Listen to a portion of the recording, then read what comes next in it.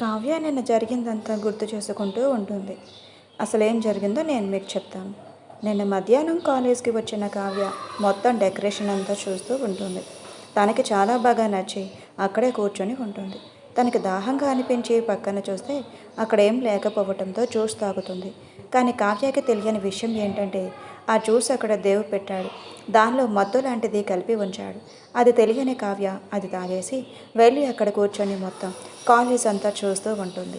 అలా చూస్తూ ఉన్న కావ్యకి ఎందుకో సడన్గా తన కళ్ళు తిరిగినట్టు అనిపించింది.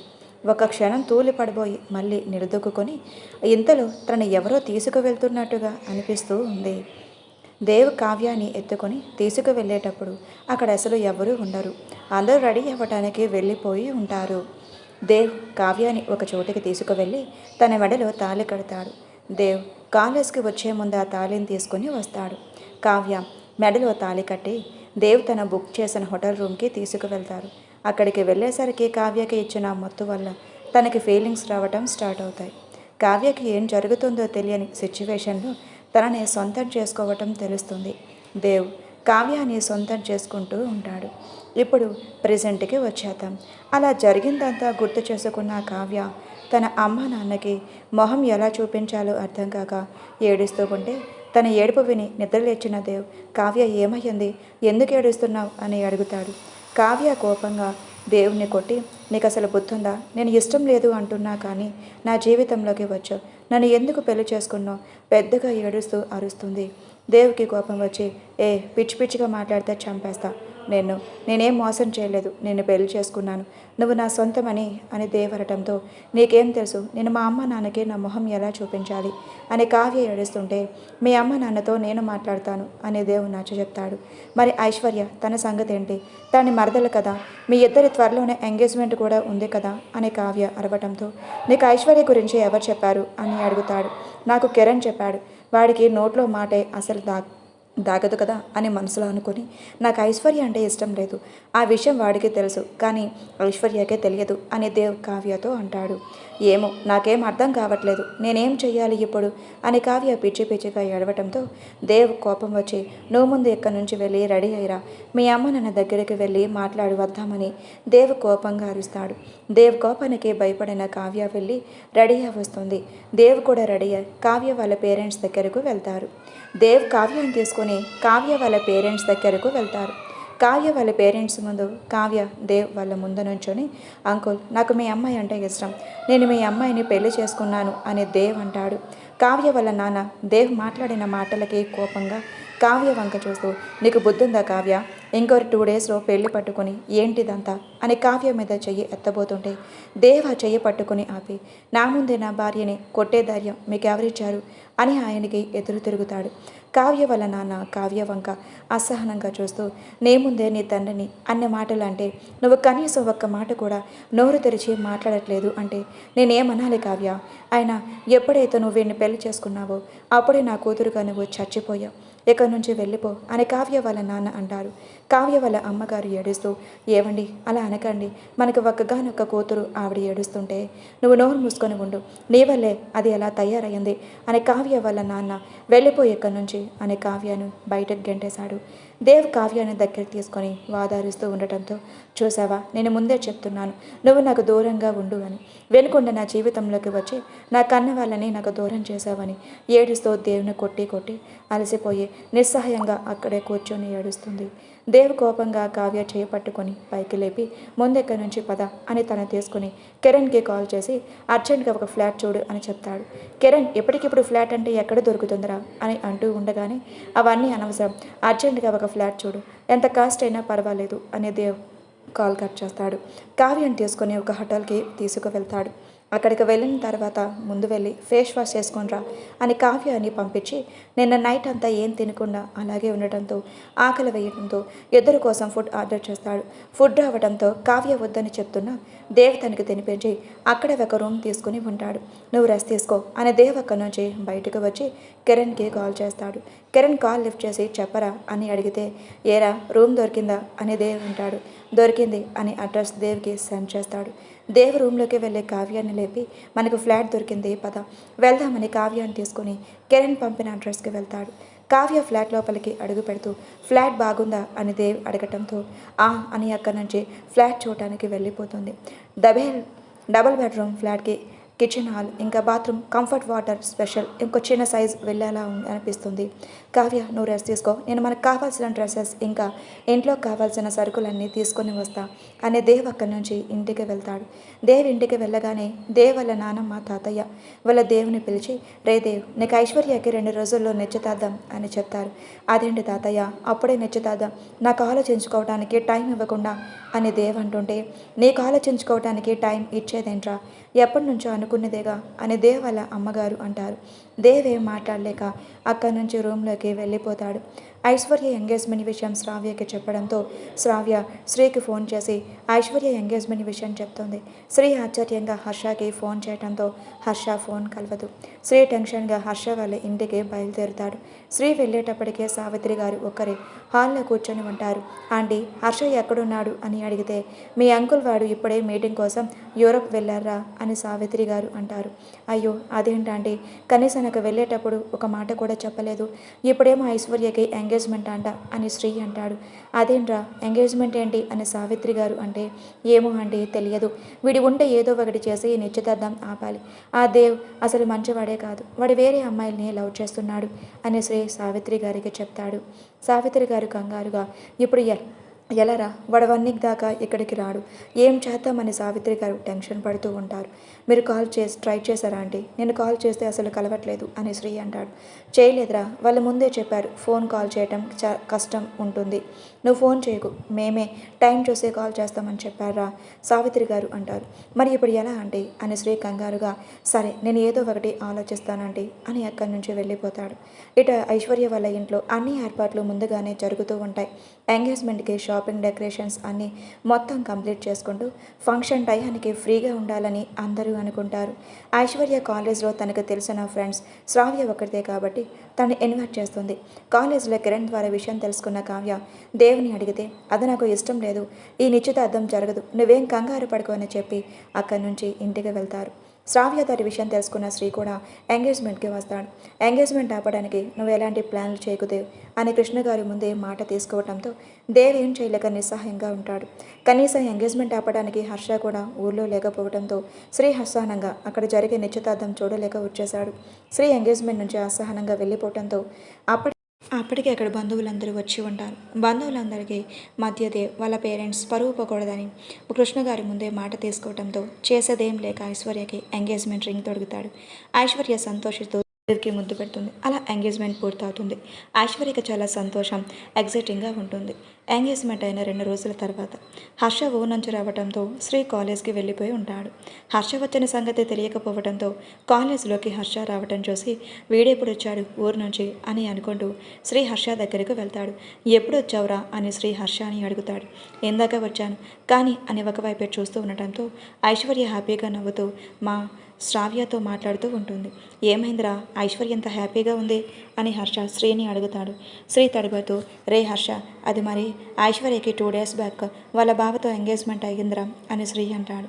హర్ష ఏం విన్నాడు ఒక సెకండ్ అర్థం కాక, మళ్ళీ రే శ్రీ ఏమయ్యింది అని గట్టిగా అరవటంతో, అదే ఐశ్వర్యకి ఎంగేజ్మెంట్ అయ్యింది అని చెప్తాడు. హర్ష కోపంగా శ్రీ వంక చూస్తూ ఉంటాడు. అరే నేను చెప్పేది అర్థం చేసుకోరా, నీకు చాలాసార్లు కాల్ ట్రై చేశాను, ఎంగేజ్మెంట్ ఆపడానికి కూడా ట్రై చేశాను రా, నా వల్ల కాలేదు అని శ్రీ తలదించుకోవడంతో హర్షకి అక్కడ లేని కోపం వచ్చింది. అసలు హర్ష కోపం ఎలా ఉందంటే, తను ఎవరినైనా చూస్తే కాల్చి చంపేసే అంత కోపంగా ఉన్నాడు. ఒక్క నిమిషం అక్కడ ఉండకుండా బైక్ స్టార్ట్ చేసుకునే స్పీడ్గా హర్ష వెళ్ళిపోయాడు. శ్రీ కంగారు పడుతూ ఇప్పుడు వీడు ఎక్కడికి వెళ్తున్నాడు అని అనుకుంటూ కాలేజ్ వదిలేసి హర్ష వెనకే బైక్ స్టార్ట్ చేసి శ్రీ కూడా వెళ్తాడు.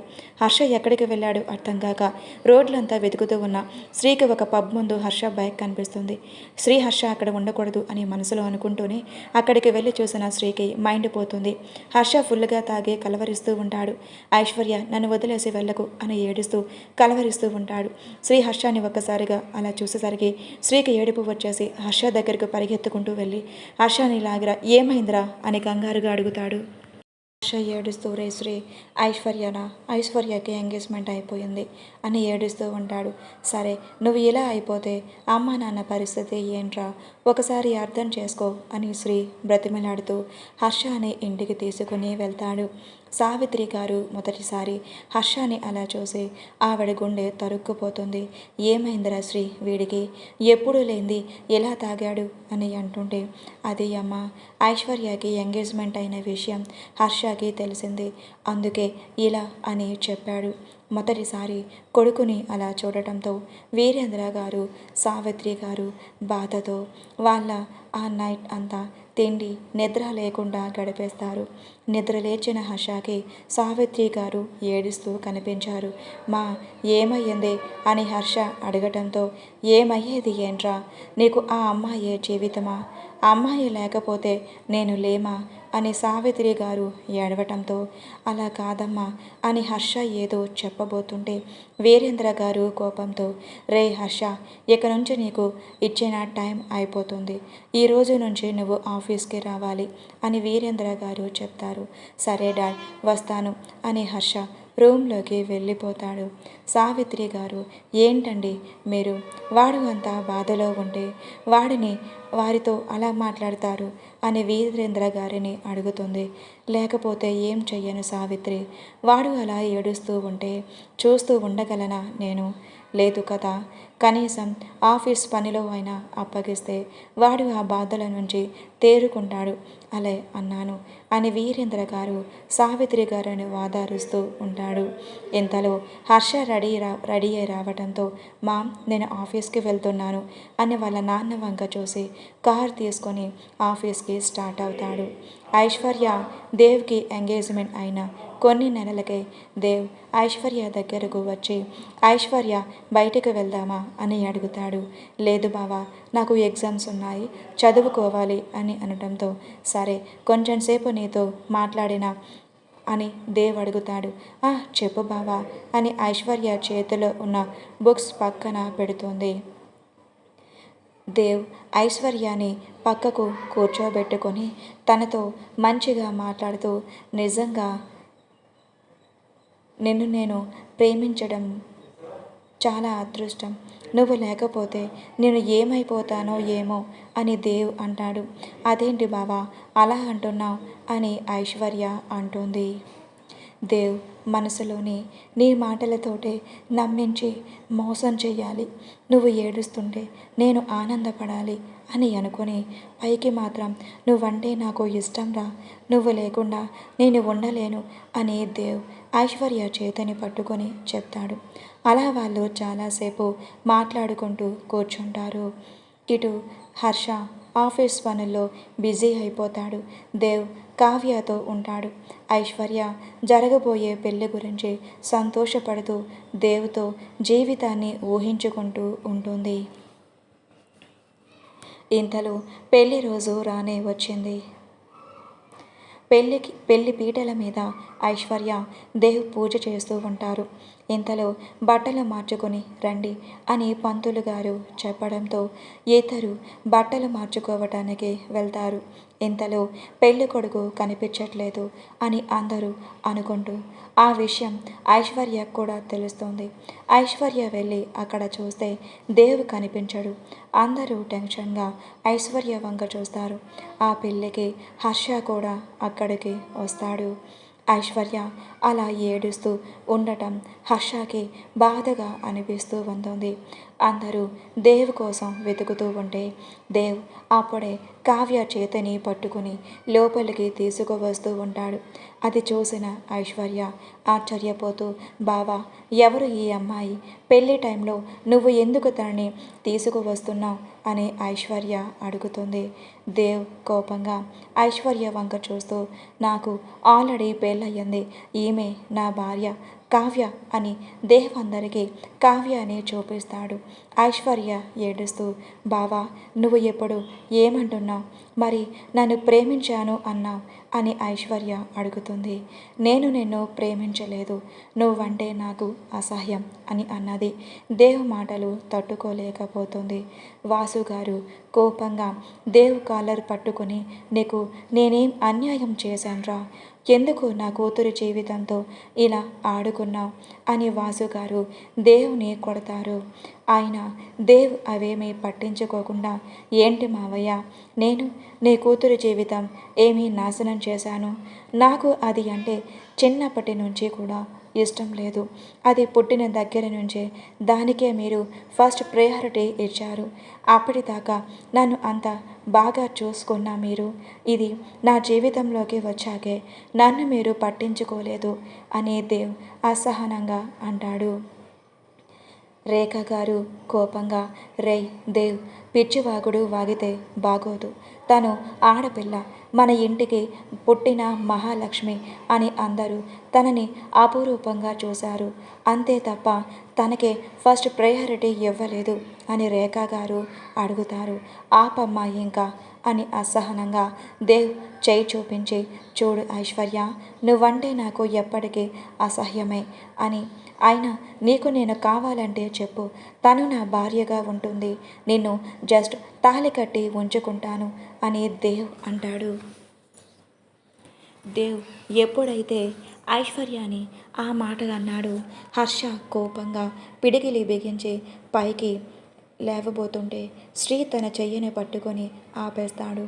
ఐశ్వర్య కోపంగా లేచి చెంప మీద చాచిపెట్టి కొట్టి, నేను ప్రేమించాను, కానీ నువ్వు నన్ను అంత మాట అంటావా? ఈ జీవితంలో నీ మొహం నాకు చూపించకు, వెళ్ళిపో ఎక్కడి నుంచి అని ఏడుస్తూ కుప్పకూలిపోతుంది. తన బాధకి కారణమైన ఒక రకంగా పెద్దవాళ్ళందరూ తనకి ఆశలు రేపారు కాబట్టి వాళ్ళు కూడా తలదించుకొని మమ్మల్ని క్షమించు ఐశ్వర్య అని అంటారు. ఐశ్వర్య వాళ్ళ మాటలు ఏమీ పట్టించుకునే మైండ్ సెట్లో లేకపోవటంతో తను నడుచుకుంటూ తన గదిలోకి వెళ్ళిపోతుంది. ఐశ్వర్య అక్కడ నుంచి వెళ్ళిపోవడంతో వాసు గారు, జానకి గారు ఎవరితో మాట్లాడకుండా సైలెంట్గా అందరికీ నమస్కారం పెట్టేసి, వచ్చిన బంధువులందరికీ మమ్మల్ని మన్నించండి, ఈ పెళ్ళి జరగలేదు, ఇక్కడి నుంచి మీరు వెళ్ళిపోండి అని చెప్పేసి వాళ్ళు వెళ్ళిపోవడంతో పెద్దవాళ్ళందరూ ఒక రకంగా తనకి అన్యాయం జరగటం వల్ల మన వల్లే అని అక్కడి నుంచి వాళ్ళ ఊరు బయలుదేరుతారు. కృష్ణ, రేఖ గారు ఐశ్వర్యాన్ని ఫేస్ చేయలేక అక్కడ నుంచి వెళ్ళిపోవటంతో దేవ్ కావ్య చేతిని పట్టుకొని అక్కడ నుంచి తీసుకొని వెళ్ళిపోతాడు. హర్ష కోపంగా, రే శ్రీ, ఆ దేవుని ఏదో ఒకటి చెయ్యాలరా అని హర్ష అంటుంటే, ఎందుకురా, వదిలే, ఎటు ఐశ్వర్య పెళ్ళి ఆగిపోయింది, తను కొంచెం సెట్ అయ్యాక ఆంటీ వాళ్ళతో మాట్లాడి పెళ్ళికి ఒప్పిద్దాం అని శ్రీ హర్షాన్ని తీసుకొని వెళ్ళిపోతాడు. అలా రోజులు గడుస్తూ ఉన్న ఐశ్వర్య ఆ సంఘటన నుంచి బయటకు రాదు. అందరూ ఐశ్వర్య విషయం గురించే బాధపడుతూ ఉంటారు. హర్ష ఐశ్వర్యాని మళ్ళీ ఎప్పుడు చూస్తాను అని తన గురించి ఆలోచిస్తూ ఉంటాడు. అలా ఐశ్వర్య తన జీవితంలో జరిగిన చేదు సంఘటనని తలుచుకుంటూ ఏడుస్తూ ఉంటుంది. ఇక ప్రెజెంట్లోకి వచ్చేద్దాం. ఐశ్వర్య ఏడుస్తూ ఆలోచనల మధ్య ఎప్పటికో అలా నిద్రపోతుంది. ఇక్కడ మన హర్ష బాబు ఏమో కోపంగా, ఆ దేవుగాడు మళ్ళీ నీ లైఫ్లోకి వస్తే నేను చూస్తూ ఊరుకోను ఐశ్వర్య అని అనుకుంటూ ఎప్పటికీ ఆలోచనల మధ్య నిద్రపోతాడు. నెక్స్ట్ డే మార్నింగ్ ఐశ్వర్యకి 8 గంటలకు మెలకువ వచ్చి చూస్తుంది. టైం చూస్తుంది. అయ్యో, టైం అయిపోయిందా అని అనుకుంటూ గబగబా ఫ్రెష్ అయి కిందకు వెళ్ళి, మా టిఫిన్ పెట్టు అని అంటుంది. ఏమైందిరా, అంత తొందరగా రెడీ అయ్యావు అని అడుగుతుంది. ఏం లేదు మా, ఆఫీస్కి వెళ్ళాలి కదా, ఇంట్లో ఉంటే బోర్ కొడుతుంది అని ఐశ్వర్య అంటుంది. జానకి గారు సరే అని ఐశ్వర్యకి టిఫిన్ తినిపించి పంపిస్తారు. ఐశ్వర్య ఆఫీస్కి వెళ్ళి వర్క్ చేస్తూ హర్ష క్యాబిన్ వంక చూస్తుంది. హర్ష ఏంటి ఇంకా ఆఫీస్కి రాలేదు అని ఆలోచిస్తూ ఉండగా, హాయ్ మేడం అని హర్ష అరుస్తూ చెప్పారు. ఐశ్వర్య కోపంగా చూస్తూ, నీకు అసలు బొత్తుందా, చిన్నగా మాట్లాడాలి అని తెలియదా, ఎందుకు అంత పెద్దగా అరుస్తున్నావు అని ఐశ్వర్య అరుస్తుంది. సారీ మేడం అని హర్ష అలిగినట్టుగా మొహం పెట్టుకుంటాడు. సరే ఇదిగో ఈ ఫైల్స్ తీసుకొని వెళ్ళి తొందరగా వర్క్ స్టార్ట్ చేయి అని ఫైల్ ఇస్తుంది. హర్ష మనసులో, ఏంటో నా కంపెనీ ప్రాజెక్టు నేనే చూసుకోవాల్సి వస్తుంది అని అనుకుంటూ వెళ్తాడు. ఐశ్వర్య హర్షని గమనించి ఏంటి తిట్టుకుంటున్నావా అని అడుగుతుంది. లేదు మేడం, నేను మిమ్మల్ని ఎందుకు తిట్టుకుంటాను అని హర్ష అంటాడు. సరే వెళ్ళు అని ఐశ్వర్య అంటే ఈ పొగరికేం తక్కువ లేదు నా బంగారానికి అని మనసులోనే మురిసిపోతూ అక్కడ నుంచి వెళ్ళిపోతాడు. హర్ష క్యాబిన్కి వెళ్ళి ఫైల్ టేబుల్ మీద పెట్టి శ్రీకి కాల్ చేసి, ఒరే యదవా, నా పరిస్థితి ఏంట్రా ఎలా అయిపోయింది, వేరే వాళ్ళ టెండర్స్ వేయాల్సింది పోయి నా కంపెనీకి నేనే ఫైల్ రెడీ చేసుకొని టెండర్ వేసుకోవాల్సి వస్తుంది అని అంటాడు. నీకు బాగా అయ్యిందిరా, అనుభవించు, అయినా నాకెందుకు కాల్ చేశావురా అని శ్రీ అంటాడు. ఏం లేదురా, ఏదైనా ఐడియా ఇస్తావని కాల్ చేశా అని అంటాడు. శ్రీ నవ్వుతూ వెళ్ళి మా చెల్లిని అడగరా, ఐడియా బాగా ఇస్తుంది అని అంటే చూస్తూనే కొట్టేటట్టు ఉందరా బాబు, ఇప్పుడే వెళ్ళి నేను కదిలించాను అంటే నా పని అవుట్ అంతే అని హర్ష నవ్వుతాడు. జాగ్రత్తరా, నీ ఐడెంటిటీ అందరికీ తెలుసు, తన దగ్గర మాత్రమే నీ ఐడెంటిటీ దాచిపెట్టావు, ప్రపంచానికి నువ్వు తెలుసు, జాగ్రత్త, బయటకి ఎక్కడన్నా వెళ్తే అని శ్రీ అంటాడు. ఒరే, నేను ఎక్కడికి వెళ్తే నీకు మెసేజ్ చేస్తానని కొంచెం నాకు అందుబాటులో ఉండి అక్కడికి వచ్చి మేనేజ్ చేయడానికి ట్రై చేయరా అని హర్ష బ్రతిమిలాడుతాడు. అబ్బో ఏంటి ఎప్పుడూ యాటిట్యూడ్గా పొగరుగా ఉండే మా హర్ష బాబుగారేనా నన్ను బ్రతిమిలాడుతుంది అని శ్రీ అంటాడు. హర్ష ఉడుక్కుంటూ, ఒరేయ్, నేను ఎక్కడ ఉన్న సిచ్యువేషన్ ఏంటి, నువ్వు చెప్పే మాట ఏంటి, అసలుకే టెన్షన్తో చచ్చిపోతుంటే నువ్వు చెప్పే మాటలకి ఇంకా భయపడాల్సి వస్తుంది అని తనతో కాల్ మాట్లాడి కట్ చేశాక కొంతసేపు ఫైల్ చూస్తాడు. సరే ఏదైతే అదే అయ్యింది అని హర్ష వర్క్ స్టార్ట్ చేసి ఫైల్ కంప్లీట్ చేసి ఐశ్వర్య దగ్గరకి ఫైల్ తీసుకొని వెళ్ళి, మేడం కంప్లీట్ చేశాను అని ఐశ్వర్యకి ఇస్తాడు. సరే మనం ఈరోజు మనకి ఒక మీటింగ్ ఉంది, డాడీ ఈ హోటల్కి రమ్మని మెసేజ్ చేశారు అని ఐశ్వర్య అంటుంది. చచ్చాను అని హర్ష మనసులో అనుకొని ఇప్పుడు ఈ శ్రీగాడికి ఫోన్ చేసి అర్జెంటుగా చెప్పాలి, లేదంటే మెసేజ్ అయినా చెయ్యాలి అని ఫోన్ తీసుకుని టకటక ఐశ్వర్యకి కనిపించకుండా మెసేజ్ ఫాస్ట్గా టైప్ చేసి పంపిస్తాడు. శ్రీ అది చూసి నేను వెళ్ళకపోతే వీడి పరిస్థితి ఏంటి అంటావు అని నవ్వుకుంటూ శ్రీ బయలుదేరుతాడు. ఓకే మేడం, ఒక 10 నిమిషాల్లో వెళ్దామా అని హర్ష అంటాడు. సరే అని ఐశ్వర్య తల ఊపుతుంది. హర్ష తన క్యాబిన్కి వెళ్ళి శ్రీకి ఫోన్ చేస్తాడు. శ్రీ కాల్ లిఫ్ట్ చేయకపోవటంతో యదవ ఇప్పుడు ఎడిపోయాడో, ఇంతకీ మెసేజ్ చూశాడో లేదో, మెసేజ్ చూసినట్టే ఉంది, ఇప్పుడు టైం చూసి ఆడుకుంటున్నాడు నాతోటి, చెప్తా వీడి పని ఇంటికి వెళ్ళాక అని అనుకుంటూ ఐశ్వర్య హర్ష అని పిలవటంతో చెప్పండి మేడం అని అంటుంది. 10 మినిట్స్ అన్నాం, 20 మినిట్సే ఇక్కడే వేస్ట్ చేస్తున్నావు కదా, మీటింగ్కి వెళ్ళాలి అని ఐశ్వర్య అరవటంతో వస్తున్నా మేడం అని హర్ష ఐశ్వర్య వెనకే వెళ్తాడు. అరగంట కన్నా హోటల్లో చేరుకున్న హర్ష అక్కడ జరుగుతూ ఉన్న మీటింగ్కి అటెండ్ అవుతారు. మీటింగ్లో ఉన్న వాళ్ళందరూ హర్షని చూసి పైకి లేచి గుడ్ మార్నింగ్ సార్ అని విష్ చేస్తారు. ఐశ్వర్య అది చూసి ఏంటి నీకు విష్ చేస్తున్నారు అని అడుగుతుంది. హర్ష మనసులో చచ్చాను, పో ఇంకా అయిపోయింది అని అనుకుంటూ ఈ శ్రీగాడు ఇంకా రాలేదా, అనవసరంగా వీడికి మెసేజ్ చేయమని చెప్పాను, నేనే ఏదైనా ప్లాన్ చేసుకొని ఉన్నా పోయేది అని ఆలోచిస్తూ ఉండగా ఐశ్వర్య మళ్ళీ గట్టిగా ఏంటి మాట్లాడరే అని అడుగుతుంది. హర్ష మాట్లాడుతూ ఏమంటున్నారు మేడం, నేను మీ దగ్గర పియ్యని, నాకు వీళ్ళు ఎందుకు విష్ చేస్తారు అని హర్ష అడుగుతాడు. ఐశ్వర్య మరి ఎవరిని విష్ చేశారు అని పెద్దగా అరవబోతూ ఉండగా హాయ్ అందరికీ గుడ్ మార్నింగ్ అని శ్రీ చెప్పడంతో గుడ్ మార్నింగ్ సార్ అని మళ్ళీ విష్ చేసి అందరూ కూర్చుంటారు. హర్ష గుండెల మీద చెయ్యి వేసుకొని అమ్మ వచ్చాడు అని అనుకుంటాడు.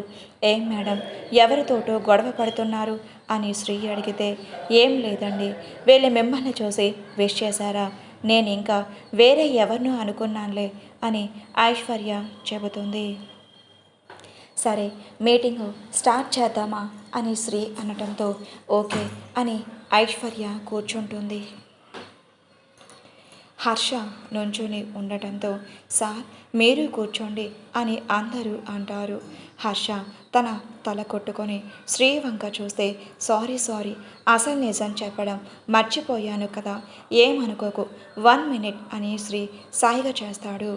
శ్రీ అక్కడ ఉన్న వాళ్ళందరికీ ఫోన్కి ఒక నోటిఫికేషన్ పంపుతాడు. అందరూ ఆ నోటిఫికేషన్ చూసి సారీ అని శ్రీకి నోటిఫికేషన్ పంపుతారు. ఓకే ఇక నుంచి సరిగ్గా మేనేజ్ చెయ్యండి అని కళ్ళతోటి శ్రీ చెప్తాడు. అందరూ సరే అని తలలు ఊపుతారు. శ్రీ హలో మేడం ఏంటి అతని వంక చూస్తున్నారు, మీటింగ్ జరుగుతూ ఉంటే మీరు మీటింగ్ స్టార్ట్ చేయాలని అనుకుంటున్నారు కదా, స్టార్ట్ చేయండి అని శ్రీ అంటాడు. ఐశ్వర్య ఓకే సార్ అని కంటిన్యూ చేయండి హర్ష అని హర్షకి చెప్తుంది. హర్ష మనసులోనే అబ్బా నా ప్రాణం పోతుంది, ఇప్పుడు ఈ ప్రాజెక్ట్కి నా కంపెనీకే కదా, అది నేనే చెప్పుకోవాలా అని మనసులో అనుకొని ప్రాజెక్ట్ గురించి డీటెయిల్గా అందరికీ ఎక్స్ప్లెయిన్ చేస్తారు. శ్రీ మనసులో రే నీకెంత కష్టం వచ్చిందిరా, పగవాడికి కూడా రాకూడదు నీ కష్టం అని అనుకుంటూ హర్ష వంక చూస్తాడు. హర్ష ప్రజెంటేషన్ అందరికీ నచ్చి సూపర్గా ఉంది అని చెప్తారు. శ్రీ ఐశ్వర్యతో మాట్లాడుతూ ఓకే మేడం మీ ప్రాజెక్ట్ మాకు నచ్చింది, మీ నాన్నగారితో డీల్ మాట్లాడుకుందాం, మీరు ఇంకా వెళ్ళొచ్చు అని శ్రీ చెప్తాడు. హర్ష బ్రతికించావురా బాబు, ఇంకొక క్షణం ఎక్కడ ఉన్నా నా బుర్ర హీట్ ఎక్కిపోతుంది అని మనసులోనే అనుకుంటూ వెళ్దామా అని అంటాడు. సరే పదండి వెళ్దామని శ్రీకి చెప్పేసి బయలుదేరుతారు. హర్ష వాళ్ళు కారు ఎక్కబోతుంటే ఒక చిన్న పిల్ల అక్కడ కనిపిస్తుంది. హర్ష అక్కడికి వెళ్ళి ఎవరు నువ్వు, నీ పేరేంటి అని అడుగుతాడు. నా పేరు స్వాతి అని చెప్తుంది. మరేంటి ఒక్కదానివే ఉన్నావు అని హర్ష అడిగితే మా అమ్మ నాన్న ఎక్కడే ఉండు ఇప్పుడే వస్తామని వెళ్ళారండి, 2 డేస్ అవుతుంది వాళ్ళు వెళ్ళి ఇంతవరకు రాలేదు, ఎక్కడికి వెళ్ళారో తెలియదు అని ఆ పాప ఏడుస్తూ చెప్తుంది. మరి నాతో వస్తావా, నేను ఒక మంచి ప్లేస్కి తీసుకువెళ్తాను అని హర్ష అంటాడు. ఐశ్వర్య అదంతా గమనిస్తూ ఉంటుంది. వస్తాను అంకుల్, మా అమ్మ నాన్న దగ్గరికి తీసుకుని వెళ్తారా అని ఆ పాప అడిగితే నేను కనుక్కుంటాను వాళ్ళ గురించి, ఎక్కడికి వెళ్ళారు, నువ్వు నాతో రా అని అక్కడ ఐశ్వర్య ఉన్న సంగతి మర్చిపోతాడు. ఆ పాపని ఎత్తుకొని వెనుకగా తిరగకుండానే ఐశ్వర్య కనిపిస్తుంది. సారీ మేడం ఈ పాపకి ఎవరూ లేరంట అని అంటే నీకే జాబ్ లేదని నా దగ్గర జాయిన్ అయ్యావు, మరి నువ్వు ఒక్కడవే వచ్చేస్తే తర్వాత నువ్వే ఇప్పుడు నా దగ్గర పిఏగా చేరావు, నువ్వు మార్నింగ్ లేస్తే ఆఫీస్కి వస్తావు, పాపని ఎక్కడ ఉంచుతావు అని ఐశ్వర్య అడుగుతుంది. సారీ మేడం మర్చిపోయాను, మా అమ్మాళ్ళ దగ్గరే ఉంచుతాను అని అడుగుతాడు.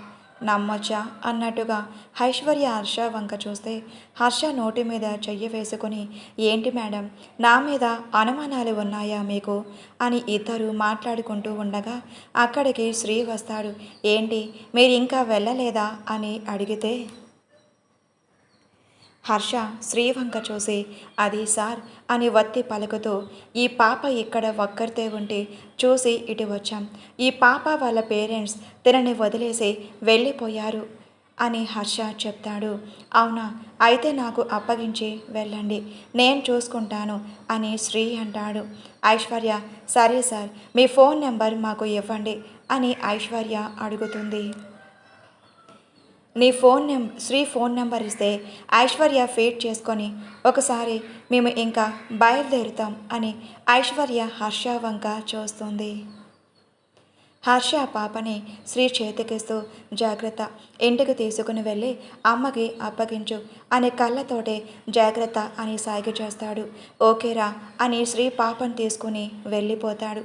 ఐశ్వర్య పాప వంకే చూస్తూ ఎంత ముద్దుగా ఉందో కదా, వాళ్ళు ఎందుకు వదిలేసి వెళ్ళారో ఏంటో అని అనుకుంటూ సరే కార్ తీయండి వెళ్దాం అని అంటుంది.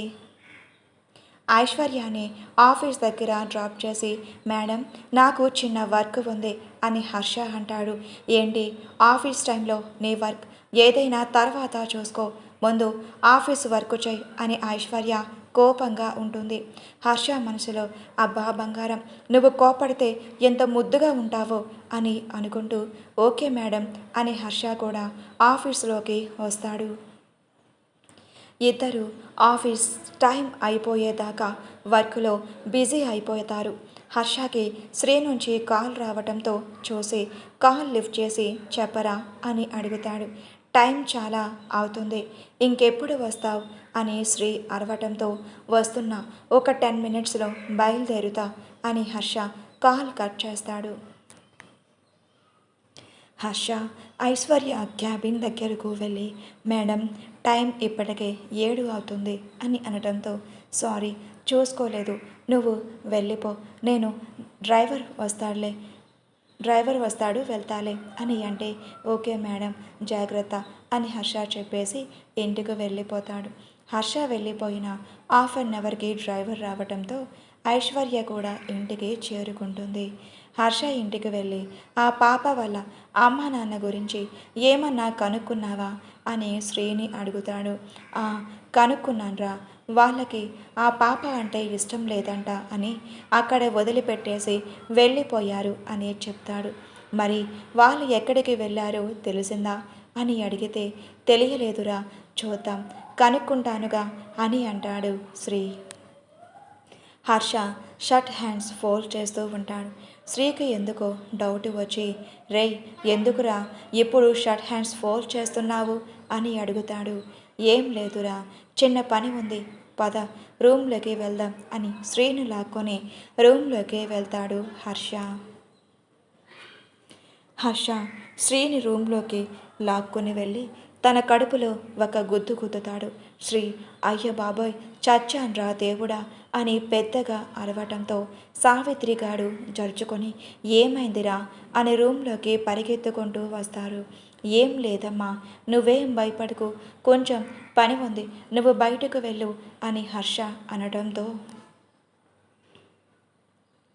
శ్రీ కంగారుగా నన్ను వదిలిపెట్టి మీరు వెళ్ళొద్దు, మీరు గనక బయటకు వెళ్తే వీడు నన్ను చంపేస్తాడు ప్లీజ్ అని శ్రీ అరవబోతూ ఉండగా హర్ష శ్రీ నోరు మూసేసి అమ్మ నువ్వేం పట్టించుకోవద్దు, నాకు ఆకలేస్తుంది, వెళ్ళి భోజనం రెడీ చెయ్యు అని తెలివిగా సమాధానం చెప్పి సావిత్రి గారిని అక్కడి నుంచి పంపించేసి హర్ష వాళ్ళ రూమ్ డోర్ లాక్ చేసేస్తాడు. శ్రీ రేయ్ హర్ష ప్లీజ్ రా, కొట్టొద్దు, నేను నీ ఫ్రెండ్ని కదా అని బ్రతిమిలాడుతూ ఉంటాడు. నువ్వు ఫ్రెండ్ వారా? ఫ్రెండ్ అయితే నాకు ఎన్ని ప్రాబ్లమ్స్ ఎందుకు క్రియేట్ చేస్తావు? నేను మరీ చెప్పాను కదా ఐశ్వర్యకి డౌట్ రాకూడదని, నువ్వేం చేస్తున్నావురా అని హర్ష శ్రీ వెంట పడతాడు. శ్రీ ఆ రూమ్ అంతా తిరుగుతూ హర్షకి దొరకకుండా పరిగెడుతూ ఉంటాడు. హర్ష శ్రీ దొరకకపోవటంతో అసహనంగా ఫీల్ అవుతూ ఫ్యాంటుకున్న బెల్ట్ తీసి చేతికి కట్టుకుంటాడు. శ్రీ ఇంకా చచ్చాన్రా వీడి చేతిలో అని ఫిక్స్ అయిపోయి రై మామ ప్లీజ్ రా, కొట్టకురా, అసలే పెళ్ళి కావాల్సిన వాడిని అని శ్రీ అనటంతో నేను చేస్తానురా నీకు పెళ్ళి అని హర్ష బెల్ట్ తీసుకొని వాయిస్తాడు. సావిత్రి గారు హర్ష శ్రీని వాయించిన గంటకి డోర్ కొట్టడంతో హర్ష డోర్ ఓపెన్ చేసి చెప్పమ్మా అని అనటంతో భోజనం రెడీ అయ్యిందిరా, ఇద్దరు రండి తిందూరు కానీ అని అనటంతో శ్రీగాడికి కొంచెం స్టమక్ పెయిన్ అంటమ్మా, నేను తీసుకొని వస్తానుగా, నువ్వు వెళ్ళు అని సావిత్రి గారిని పంపించేస్తారు. శ్రీ కంగారుగా ఆంటీ నాకు ఏ స్టమక్ పెయిన్ లేదు ఆంటీ, వీడు సరదాకి చెప్తున్నాడు, నాకు ఆకలేస్తుంది పదండి ఆంటీ అని శ్రీ అనటంతో, రే శ్రీ, ఏంటి నువ్వు ఇప్పుడు ఫ్రెష్గా ఉన్నావు అని సావిత్రి గారు అంటారు. ఆంటీ, మీరు కూడానా? వీడు ఇప్పటికే నన్ను చితక్కొట్టాడు. మీకు కనిపిస్తూ ఉన్నా కూడా మళ్ళీ నన్ను ఆట పట్టిస్తూ ఉన్నారా అని శ్రీ అలిగినట్టే మొహం పెట్టి కిందకు వెళ్ళిపోతాడు. సావిత్రి గారు వాళ్ళ ఇద్దరిని చూసి నవ్వేసి శ్రీ వెళ్ళిపోయిన వెనకే కిందకి వెళ్తారు. హర్ష కూడా శ్రీ అలిగాడేమో అని అనుకొని కిందకు వెళ్ళి చూస్తే శ్రీ డైనింగ్ టేబుల్ దగ్గర కూర్చొని చక్కగా తింటూ, ఆంటీ ఏంటి సాంబార్ చేయలేదా, తీసుకురండి అని అనడంతో, చేశాన్రా, ఒక్క నిమిషం అని సావిత్రి గారు కిచెన్లోకి వెళ్ళి సాంబార్ తీసుకొని వచ్చి వడ్డిస్తారు. హర్ష అప్పుడే కిందకి వచ్చి, వీడికి అస్సలు సిగ్గులేదు, ఎన్ని తిట్టినా అని హర్ష అనటంతో శ్రీ నవ్వేస్తూ, తిట్టింది ఎవరు, నువ్వే కదా బావా, అయినా నీకు సిగ్గులేదు, నన్ను తిట్టి నువ్వు ఎలా అన్నం తింటావు అని శ్రీ అంటాడు. హర్ష, రే, నీకిందాక ఇచ్చిన కోటింగ్ సరిపోలేదురా అని మళ్ళీ అక్కడ ఉన్న గరిటెలు తీసుకొని విసరబోతుండగా అక్కడికి సావిత్రి గారు వచ్చి, హర్ష, వాడు తినేటప్పుడు ఏంటి సైలెంట్గా ఉండు అని అరవటంతో, చూడమ్మా వాడు అని హర్ష అంటుంటే, శ్రీ, ఆంటీ చూడండి, తల్లి లేని పిల్లలు అని కూడా చూడకుండా ఎలా కొడుతున్నాడు అని సరదాగా అంటాడు. కానీ హర్షకి సావిత్రి గారికి అప్పటి వరకు ఉన్న సంతోషం పోయి బాధపడతారు. శ్రీ ఏమన్నది కూడా ఆలోచించుకొని, సారీ ఆంటీ, సారీరా, నేనేదో నోరు జారేశాను, ప్లీజ్ మీరు అలా ఉండొద్దు, నేనేదో సరదాగా అన్నాను అంతే, ప్లీజ్ రా అని హర్ష దగ్గరకు వెళ్ళి కూర్చొని హర్షకి అన్నం తినిపిస్తూ బ్రతిమిలాడాడు. నిన్ను ఎప్పుడన్నా నేను అలా అన్నాన్రా, ఎందుకలా అన్నావు అని హర్ష అడగటంతో, సారీరా, ఏదో నోటికి వచ్చింది అనేశాను, ఇంకెప్పుడు అలా అనను, మా మంచి హర్ష కదా అని బ్రతిమిలాడుతూ హర్షకి అన్నం మొత్తం తినిపిస్తాడు. సావిత్రి గారు శ్రీని చూసి మురిసిపోతూ, వాడంటే నీకు అంత ఇష్టమారా, విడిగా వాడు అన్నం తినడని బ్రతిమిలాడి వాడికి తినిపించేశావు, మీరు ఇద్దరూ ఎప్పుడు ఇలాగే ఉండాలి అని సావిత్రి గారు మనసులోనే అనుకుంటారు. హర్షకి అన్నం తినిపించి హ్యాండ్ వాష్ చేసుకొని, సరే ఆంటీ, ఇక నేను బయలుదేరుతాను అని వెళ్తూ ఉండగా హర్ష, రే శ్రీ, ఈరోజు ఇక్కడే ఉండరా అని అడుగుతారు. ఎందుకయ్యా మళ్ళీ కొడతావు, నాకేమంతా ఓపిక లేదు, పో, నాకు రేపు చాలా ఉంది, ఆఫీస్లో వర్క్ ఉంది, నువ్వేమో ఆఫీస్ వైపే తొంగి చూడట్లేదు అని శ్రీ అంటాడు. హర్ష, ఎక్కడ్రా బాబు, నీ చెల్లికి ఎక్కడ అనుమానం వస్తుందో అని భయపడి చేస్తున్నాను, చూస్తున్నావుగా సిఐడి ఆఫీసర్లాగా ఎలా అడుగుతుందో అని. ఉదయం మీటింగ్లో జరిగిన విషయం గురించి మాట్లాడుకుంటూ ఇద్దరు ఉంటారు. సావిత్రి గారు అది అంతా విని, నాకు ఒకసారి ఐశ్వర్యాన్ని చూడాలని ఉందిరా అని అడుగుతారు. కొన్ని రోజులు ఓపిక పట్టమ్మా అని హర్ష అంటాడు. సరే, మీ నాన్నగారు వచ్చేటప్పటికి లేట్ అయ్యేటట్టు ఉంది, నేను వెళ్ళి పడుకుంటాను, నాకు అలసటగా ఉంది అని ఆవిడ వెళ్ళి పడుకుంటే హర్ష శ్రీ ఇద్దరు కాసేపు మాట్లాడుకొని, శ్రీ ఇంకా నేను వెళ్తాన్రా అని అనడంతో, సరే జాగ్రత్త అని శ్రీని పంపించేసి హర్ష రూమ్కి వెళ్ళి ఐశ్వర్య ఫోటోలు చూస్తూ ఎప్పటికో అలా నిద్రలోకి జారుకుంటాడు. ఐశ్వర్య ఇంటికి వెళ్ళిన తర్వాత వాళ్ళ తాత వాళ్ళతో కాసేపు టైం స్పెండ్ చేసి రూమ్కి వెళ్ళి ఫ్రెష్ అయి వచ్చి అందరితో కలిసి భోజనం చేసి, సరే నాకు నిద్ర వస్తుంది, ఈ రోజంతా ఈ ప్రాజెక్ట్ అని తిరుగుతూనే ఉన్నాను అని అందరికీ చెప్పేసి రూమ్లోకి వెళ్ళిపోతుంది. రూమ్లోకి వెళ్ళి బెడ్ మీద పడుకున్న ఐశ్వర్యకు మార్నింగ్ మీటింగ్లో హర్షవంగా చూసి వాళ్ళు గుడ్ మార్నింగ్ చెప్పినట్టుగా అనిపించి ఐశ్వర్య హర్షని సీరియస్గా చూసినప్పుడు హర్ష ఫేస్ చూసి తనకి నవ్వు వచ్చేసింది. అది గుర్తుకు తెచ్చుకొని నవ్వుతూ, అయినా నేనేంటి హర్ష గురించి ఆలోచిస్తున్నాను అని అనుకొని ఆలోచిస్తూ అలసట మధ్యలో తొందరగానే ఐశ్వర్య నిద్రపోతుంది.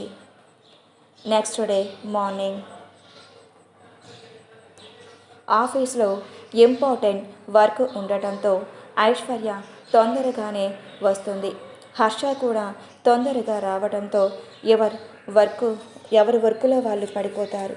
లంచ్ టైంకి హర్ష క్యాబిన్కి వచ్చి మేడం ఈ ఫైల్ రెడీ అయ్యింది అని చెప్పడంతో ఓకే నేను చూస్తాను మీరు వెళ్ళండి అని ఐశ్వర్య హర్షకి చెప్తుంది. ఓకే మేడం అని హర్ష అక్కడి నుంచి వెళ్ళబోతుండగా ఒక్క నిమిషం హర్ష నీతో మాట్లాడాలి అని ఐశ్వర్య ఆపుతుంది. చెప్పండి మేడం అని హర్ష అక్కడే నిలబడతాడు.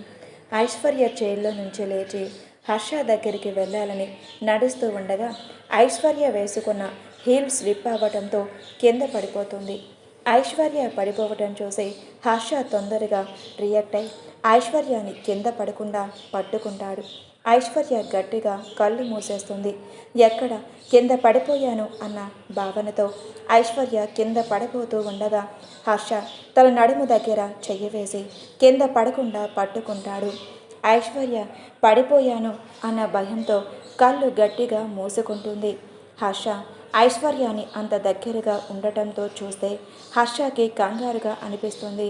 కానీ తన కంగారుని బయట పెట్టకుండా హర్ష ఐశ్వర్యాన్ని స్ట్రైట్గా నిలబెట్టి మేడం ఇప్పుడు ఓకేనా మీరు అని అడుగుతాడు. ఐశ్వర్య కింద పడలేదు అని గ్రహించి నెమ్మదిగా కళ్ళు తెరుస్తుంది. తను నిలబడి ఉండటం తనని తాను చూసుకొని అమ్మయ్య అనుకొని హర్ష వంక చూసి థ్యాంక్స్ మీరు నన్ను పడకుండా పట్టుకున్నారు అని ఐశ్వర్య అంటుంది. ఓకే మేడం ఇంతకీ మీరు ఎందుకు పిలిచారు అని హర్ష అడుగుతాడు. ఐశ్వర్యకి హర్షని ఎందుకు పిలిచిందో గుర్తుకు వచ్చి అది ఒక ఫైల్ సబ్మిట్ చేయాలి అందుకనే పిలిచాను అని ఐశ్వర్య అంటుంది. సరే ఆ ఫైల్ నాకు ఇవ్వండి మేడం అని అడుగుతాడు. ఐశ్వర్య ఆ ఫైల్ తీసుకొని హర్షకు ఇస్తుంది. హర్ష ఫైల్ తీసుకొని ఓకే మేడం ఇంక నేను వెళ్తాను అని చెప్పేసి హర్ష తన క్యాబిన్లోకి వెళ్ళిపోతాడు.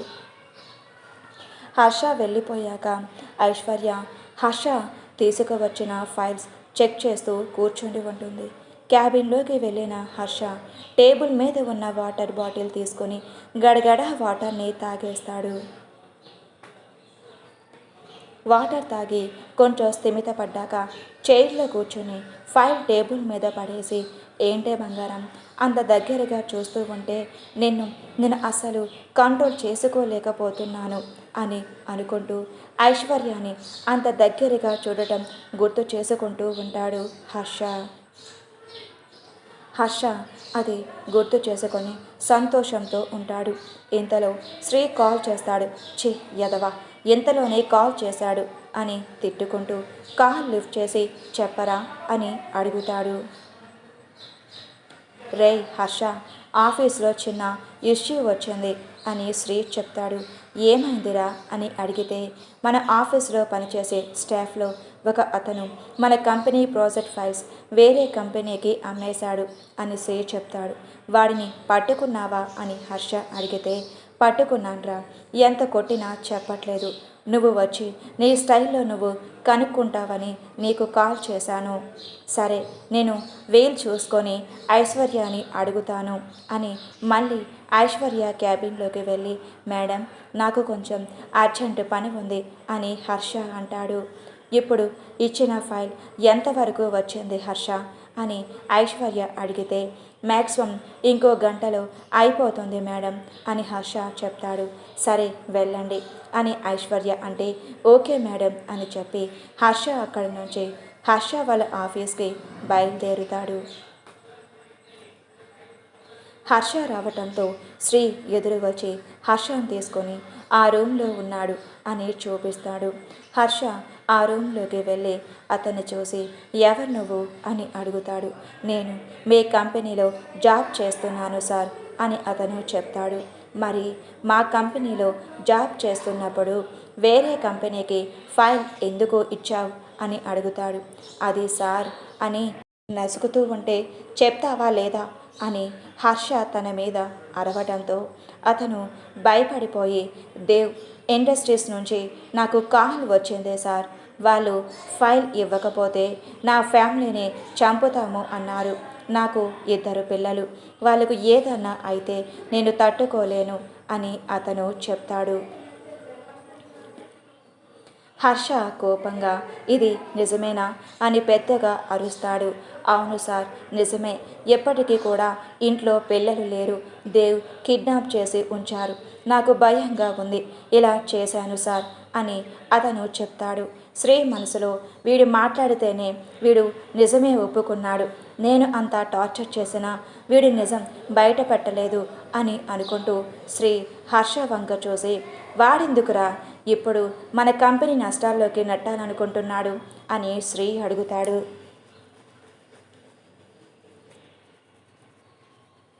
హర్షకి మన హాస్పిటల్లో దేవుని బెదిరించిన సంగతి గుర్తుకు వచ్చి, ఆ రోజు హాస్పిటల్లో నేను వాడిని బెదిరించానురా, ఐశ్వర్య జోలికి రావద్దు అని. బహుశా అది మనసులో పెట్టుకుని చేస్తున్నట్టుగా ఉన్నాడు. వాడి సంగతి తెలిసినట్టే లేదు. నాతో పెట్టుకుంటే ఎలా ఉంటుందో వాడు గేమ్ స్టార్ట్ చేశా అని అనుకుంటున్నాడు. కానీ అది చేసేది మాత్రం నేనే అని హర్ష అంటూ అతని వంక చూసి, మీ పని అయిపోయింది కదా, మీ ఫ్యామిలీ మీ దగ్గరికి వచ్చాక ఒకసారి ఇంటికి వచ్చి కలవండి అని శ్రీ వంక చూసి, సరేరా, ఇక నేను వెళ్తాను. వీలుంటే ఒకసారి ఆ దేవుగాడి నాన్నతో మాట్లాడి మీటింగ్ ఏర్పాటు చేయి అని హర్ష వెళ్ళిపోతాడు. హర్ష వెళ్ళేటప్పటికే లేట్ అవ్వడంతో ఐశ్వర్య కోపంగా హర్ష వంక చూస్తూ ఉంటుంది. మేడం, సారీ మేడం, ఇంకొకసారి ఇలా లేట్ చెయ్యను అని హర్ష బ్రతిమిలాడుతూ ఉంటే ఐశ్వర్య కోపంగా, నువ్వు గంట పర్మిషన్ అడిగావు సరే కదా, ఏదో అర్జెంట్ పని అన్నావని ఒప్పుకుంటే 2 గంటలకి వచ్చి సారీ చెప్తావా అని ఐశ్వర్య కోపంగా అరుస్తుంది. హర్ష మనసులో, ఇంత కోపంగా ఉంటే ఎంత ముద్దుగా ఉన్నావు అని మురిసిపోతూ ఐశ్వర్య వంక చూస్తూ, అది బయటకు కనిపిస్తే మళ్ళీ ఐశ్వర్య తాట తీస్తుందని అమాయకంగా మొహం పెట్టి ఐశ్వర్య వంక చూస్తూ ఉంటాడు. ఐశ్వర్యకి హర్షని తిట్టడం వల్ల అలుపొచ్చి పక్కనే ఉన్న వాటర్ గ్లాస్ తీసుకొని తాగేసి గ్లాస్ పక్కన పెట్టి, వెళ్ళండి, వెళ్ళి మీ వర్క్ కంప్లీట్ చేయండి అని హర్షకు చెప్తుంది. సరే మేడం అని హర్ష వెళ్ళబోతూ ఉండగా, ఆగండి, వెళ్ళి ఆ ఫైల్స్ తీసుకొని ఇక్కడికి రండి, మీ సిస్టమ్ కూడా తీసుకొచ్చుకోండి, ఇక్కడే వర్క్ చేయండి నా ముందే అని ఐశ్వర్య ఆర్డర్ వేస్తుంది. హర్ష మనసులోనే సంతోషపడిపోతూ, అబ్బా, నేను దూరం నుంచే చూడాలా అని చాలా ఇబ్బంది పడ్డాను, అది ఎక్కడైతే నీ దగ్గరగా చూసుకుంటూ ఉండొచ్చు అని సంతోషపడిపోతూ, ఓకే మేడం అని పరుగున వెళ్ళి ఫైల్ సిస్టమ్ అన్నీ తెచ్చుకుని సోఫాలో సెటిల్ అవుతాడు. ఐశ్వర్య వర్క్ చేసుకుంటూ హర్షని గమనిస్తూ ఉంటుంది. హర్ష వర్క్ చేసుకుంటూనే ఐశ్వర్య వంక చూస్తూ ఉంటాడు. ఐశ్వర్య కొంచెం సేపటికి హర్షాన్ని గమనించకుండా వర్క్లో బిజీ అయిపోతుంది. ఐశ్వర్య వర్క్లో బిజీ అయిపోవటం చూసి హర్ష ఐశ్వర్య వంక అలాగే చూస్తూ ఉంటాడు. ఐశ్వర్య ఎందుకో ఎవరో చూస్తూ ఉన్నట్టుగా అనిపించి ఒక్కసారిగా తల పైకి ఎత్తి చూస్తుంది. హర్ష దెబ్బకు దడుచుకొని, ఏమైంది మేడం అలా చూశారు అని అడుగుతాడు. ఐశ్వర్య కోపంగా, నేను నిన్ను చూశాను, నువ్వు నన్ను చూసావా అని అరుస్తుంది. ఐశ్వర్య కోపంగా హర్ష వంక చూసి, ఎందుకలా చూస్తున్నారు, ఏం చేస్తున్నారు మీరు, మిమ్మల్ని వర్క్ చెయ్యమంటే నా వంక చూస్తున్నారా అని ఐశ్వర్య అంటుంది. లేదు మేడం, నేను వర్క్ చేస్తున్నాను, మీకు అలా అనిపిస్తుందేమో అని హర్ష తడబాటుగా చెప్తూ ఉంటే, అంటే నువ్వు చూస్తుంటేనే కదా నేను నిన్ను చూసింది, ఎందుకలా చూస్తున్నావు అని అడిగితే మళ్ళీ వర్క్ చేసుకుంటున్నాను అని అబద్ధం చెప్తావా, ఏది ఎంతవరకు నీ వర్క్ చేసావు, తీసుకురా ఫైల్ ఇటు అని హర్షకి ఆర్డర్ వేస్తుంది. పాపం మన హీరో బాబు పరిస్థితి. హర్ష అందరికీ ఆర్డర్స్ వేస్తూ అందరి చేత పని చేయించుకుంటూ ఉండేవాడు. అలాంటిది ఇప్పుడు ఐశ్వర్య హర్షకి ఆర్డర్ వేయటంలో మనసులోనే ఐశ్వర్యాన్ని ముద్దుగా తిట్టుకుంటాడు. ఐశ్వర్య కోపంగా, ఏయ్ నీకే చెప్పేది, ఇటు తీసుకునిరా, మీ సిస్టమ్ని నువ్వు ఎంతవరకు వర్క్ చేశావో నాకు ఎక్స్ప్లెయిన్ చెయ్యు అని ఐశ్వర్య కోపంగా అంటుంది. హర్ష మనసులోనే, ఎందుకు బుజ్జి నీకు అంత కోపం, అయినా నువ్వు కోపంలో కూడా చాలా ముద్దుగా ఉంటావులే అని అనుకుంటూ ఉంటాడు. హర్ష ఫైల్స్ తీసుకొని ఐశ్వర్య దగ్గరకు వెళ్ళి తనకి ఎక్స్ప్లెయిన్ చేస్తూ ఉంటాడు. ఐశ్వర్య ఏమన్నా డౌట్స్ అడిగినా వాటన్నిటికీ క్లారిఫై చేస్తూ ఉంటాడు. ఐశ్వర్య ఆశ్చర్యంగా, వర్క్ మొత్తం బాగానే చేస్తున్నావు కదా, మరి నా వంక ఎందుకు చూసావు అని అడుగుతుంది. నేను నిజంగా మీ వంక చూడలేదు మేడం, మీకు అలా అనిపించిందేమో అని హర్ష అంటుంటే, అంటే నేను పిచ్చిదానా, నువ్వు చూసి కూడా చూడలేదు అంటే నేను నమ్మడానికి అని ఐశ్వర్య అంటుంది. హర్ష, అబ్బా మేడం, నేను ఇప్పుడు మీరు పిచ్చివారు అని నేను అనలేదు, ఎందుకు నేను చూడలేదు అంటున్నాను, పద్దాక అలాగే అనుకుంటున్నారు, ప్లీజ్ మేడం అర్థం చేసుకోండి, నాకు ఇంకా చాలా వర్క్ ఉంది అని హర్ష అంటుంటే, అంటే నేనే పని పాట లేకుండా ఇక్కడ కూర్చున్నాను అని అంటున్నావా అని ఐశ్వర్య అంటుంది. హర్ష మనసులోనే ఐశ్వర్య మాటలకు మురిసిపోతూ, అబ్బా బుజ్జి ఎంత బాగా మాట్లాడుతున్నావు నువ్వు, నాతో ఇంత ఫ్రీగా ఉంటావని నేను ఎప్పుడు అనుకోలేదు అని అనుకుంటూ పైకి మాత్రం నోటి మీద చెయ్యి వేసుకొని ఐశ్వర్య వంక అమాయకంగా చూస్తూ ఉంటాడు. ఐశ్వర్య కోపంగా హర్షాన్ని చూసి, వెళ్ళి నీ వరకు కంప్లీట్ చేయి, ఇంకొకసారి నా వంక చూసావే అనుకో నేనేం చేస్తానో కూడా నాకు తెలియదు అని హర్షకి వార్నింగ్ ఇస్తుంది. హర్ష కామ్గా వెళ్ళి సోఫాలో కూర్చొని తన వర్క్ చేసుకుంటూ ఉంటాడు.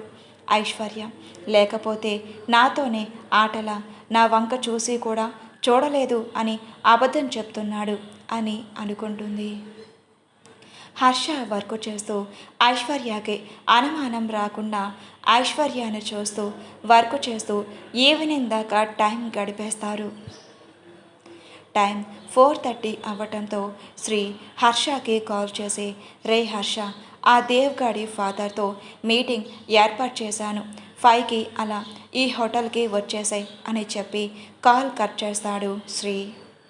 హర్ష ఐశ్వర్య పర్మిషన్ కోసం ఐశ్వర్య దగ్గరకు వెళ్ళి, మేడం నాకు అర్జెంట్ పని ఉంది, నేను ఇంటికి వెళ్ళవచ్చా అని అడుగుతాడు. ఐశ్వర్య కోపంగా, ఏంటయ్యా ఎప్పుడు చూడు వర్క్ టైంలో నాకు ఆ పని ఉంది ఈ పని ఉంది అని వెళ్తున్నా, సరే వెళ్ళు, రేపు మార్నింగ్ ఆఫీస్కి తొందరగా వచ్చి నీ వర్క్ కంప్లీట్ చేయి అని ఐశ్వర్య సీరియస్గా చెప్తుంది. ఓకే మేడం, థ్యాంక్స్ అని హర్ష అక్కడి నుంచి శ్రీ చెప్పిన హోటల్కి స్టార్ట్ అవుతాడు. ఒక అరగంటకి శ్రీ చెప్పిన హోటల్కి హర్ష చేరుకొని శ్రీకి కాల్ చేస్తాడు. కానీ శ్రీ కాల్ లిఫ్ట్ చేయకుండా నేను ఎక్కడే ఉన్నాను అని శ్రీ హర్షని చూసి మెసేజ్ చేయడంతో హర్ష పక్కనే ఉన్న శ్రీ దగ్గరకు వెళ్తాడు. వచ్చాడా ఆ దేవ్గాడు నాన్న అని అడుగుతాడు.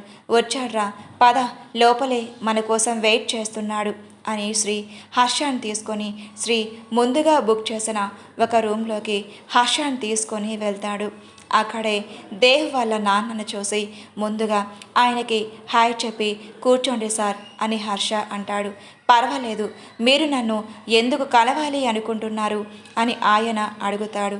సార్ నా పేరు హర్ష, హర్షవర్ధన్ ఇండస్ట్రీస్ CEO అని హర్ష చెప్పడంతో, నాకు తెలుసు, నేను బిజినెస్ అవార్డ్ ఫంక్షన్లో చూశాను అని ఆయన చెప్తారు. హర్ష చిన్నగా నవ్వి, ఒకేసారి అసలు విషయం ఏంటంటే నేను ఐశ్వర్యాన్ని లవ్ చేస్తున్నాను, కానీ మీ అబ్బాయి నా కంపెనీ రెప్యుటేషన్ దెబ్బతినే విధంగా చెయ్యాలి అనుకుంటున్నాడు. మీరు కొంచెం అది చూసుకుంటే మీకే మంచిది. లేదంటే నా గురించి మీకు బాగా తెలుసు అనుకుంటా అని హర్ష అంటుంటే, లేదు బాబు, వాడు మీ విషయంలో ఏం చేసినా నేనేం చెయ్యలేను. వాడు నా మాట వినట్లేదు. కానీ మీరు వాడిని ఏం చేసినా నేను మాత్రం అడ్డుపడను అని కృష్ణ గారు హర్షతో చెప్తారు. హర్ష, సారీ అంకుల్, తప్పుగా అనుకోకండి. నాకు ఐశ్వర్య ఎంతో, నా బిజినెస్ కూడా అంతే. నేను రెండింటిని వదులుకోలేను. మీ కొడుక్కి ఒకసారి మీరు చెప్పి చూడండి. ఐశ్వర్య జోలికి కానీ నా కంపెనీ జోలికి కానీ వస్తే నేను చూస్తూ ఊరుకోను అని హర్ష తనతో అంటాడు. కృష్ణ గారు హర్ష వంక చూసి ఒక చిన్న నవ్వు నవ్వి, సరే బాబు, నువ్వు చెప్పావని నేను చెప్తానులే వాడికి అని అంటారు. ఓకే అంకుల్, నాకు చిన్న పని ఉంది, నేను వెళ్తాను అని హర్ష అక్కడి నుంచి వెళ్ళబోతూ ఉండగా, బాబు హర్ష అని కృష్ణ గారు పిలుస్తారు. చెప్పండి అంకుల్ అని హర్ష అంటుంటే, నిన్ను ఒకసారి ఐశ్వర్యతో చూశాను. నువ్వు ఇప్పుడు దేవుని కూడా బెదిరించావు, అది నువ్వే కదా అని కృష్ణ గారు అడుగుతారు. హర్ష చిన్న నవ్వు నవ్వి అవునంకుల్ అని చెప్తాడు. అప్పుడు గుర్తుపట్టలేదు బాబు, ఏమీ అనుకోకు అని ఆయన అంటుంటే, లేదంకుల్, మీరు గుర్తుపట్టకపోవటమే నాకు మంచిదయ్యింది అని చెప్పేసి శ్రీకి కళ్ళతోటే సైగ చేసి, నేను వెళ్తున్నాను, అంకుల్ని పంపించేసి ఇంటికి వచ్చేసాయి అని చెప్పేసి ఇంటికి స్టార్ట్ అవుతాడు హర్ష. హర్ష ఇంటికి వెళ్ళి సావిత్రి గారిని పిలిచి, అమ్మ, తలనొప్పిగా ఉంది, కొంచెం కాఫీ పెట్టి ఇవ్వవా అని అడుగుతాడు. ఏమైందిరా, ఎందుకు అంత తలనొప్పి అని సావిత్రి గారు అంటే, ఏముంది, నీ కోడలు ఎప్పటికి మారుతుందో ఏమో అని హర్ష అంటుంటే సావిత్రి గారు నవ్వుతారు. నవ్వమ్మా, బాగా నవ్వు, నీకు నా పరిస్థితిని నవ్వులాటగా ఉంది కదా అని హర్ష చిరుకోపంగా అంటాడు.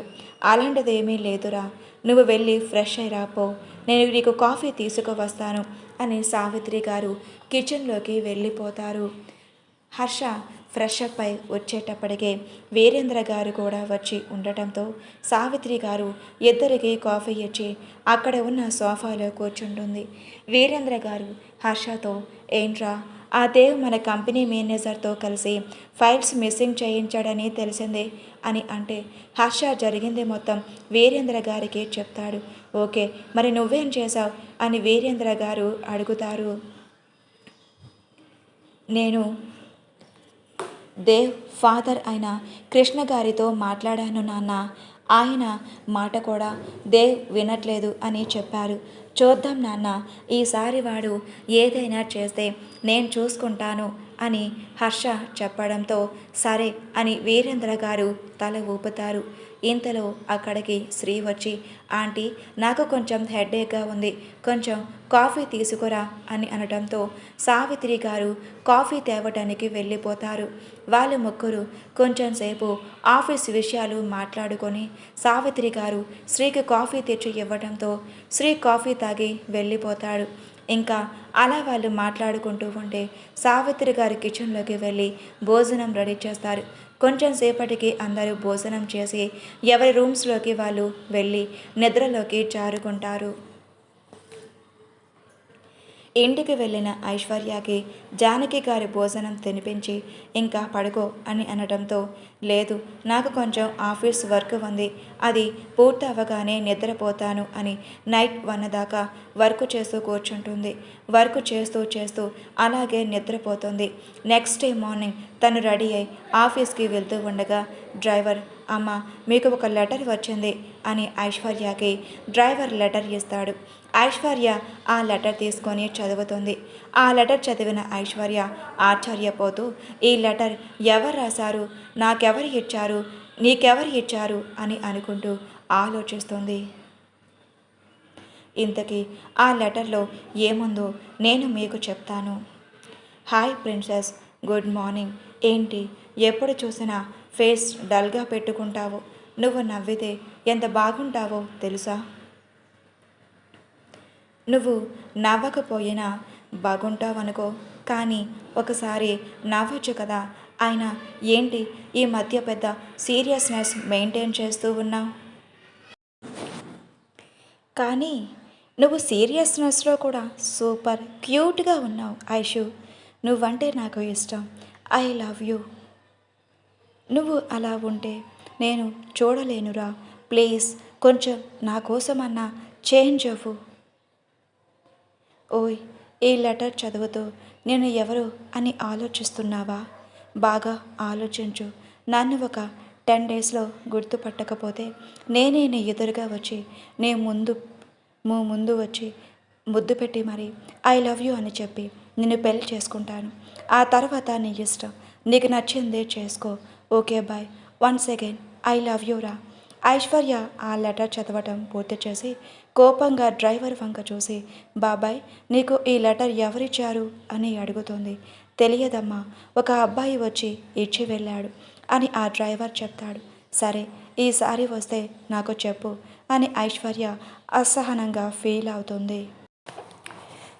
అంతలా ఐశ్వర్యకి బావేమన్నా ఇలా చేశాడని ఆలోచిస్తూ, అయినా బావకి పెళ్ళి అయిపోయింది కదా, ఇంకా అలా ఎందుకు చేస్తాడు అని అనుకొని ఇంతకీ ఎవరి లెటర్ పంపించింది అని ఆలోచిస్తూ ఉంటారు. హర్ష మార్నింగే నిద్ర లేచి ఫాస్ట్గా రెడీ అవుతూ అమ్మ టిఫిన్ పెట్టు అని సావిత్రి గారిని పిలుస్తూ ఉంటారు. సావిత్రి గారు ఆశ్చర్యంగా, ఏంట్రా ఈరోజు ఇంత పొద్దున్నే నిద్ర లేచావు అని అంటారు. ఏం లేదమ్మా, అర్జెంటుగా ఆఫీస్కి వెళ్ళాలి, టైం అవుతోంది అని హర్ష సావిత్రి గారి తొందర చేస్తాడు. సరేరా తిందువు అని సావిత్రి గారి హర్షని డైనింగ్ టేబుల్ దగ్గర కూర్చోబెడతారు. హర్ష సావిత్రి గారి వంక చూసి, అమ్మ నాన్న ఇంకా లేవలేదా అని అడగటంతో, బాబు నువ్వు ఈరోజు తొందరగా రెడీ అయ్యావు, తొందరగా ఆఫీస్కి వెళ్తున్నావని మీ డాడీ అప్పుడే లెగుస్తారా? మీ డాడీ లేచే టయానికి లేస్తారు. టైం ఇంకా 7:30. మీ డాడీ లేచేది 8కి అని సావిత్రి గారు అంటుంటే హర్ష తల కొట్టుకొని సారీ అమ్మా అని సావిత్రి గారికి చెప్తాడు. సావిత్రి గారు హర్షని చూసి, ఎందుకురా అంత ఎగ్జైట్ అవుతున్నావు, ఏమయ్యింది అని అనటంతో అప్పుడే అక్కడికి వచ్చిన శ్రీ, నేను చెప్తానండి, వీడు ఐశ్వర్యకి ఒక లెటర్ ఇచ్చాడు.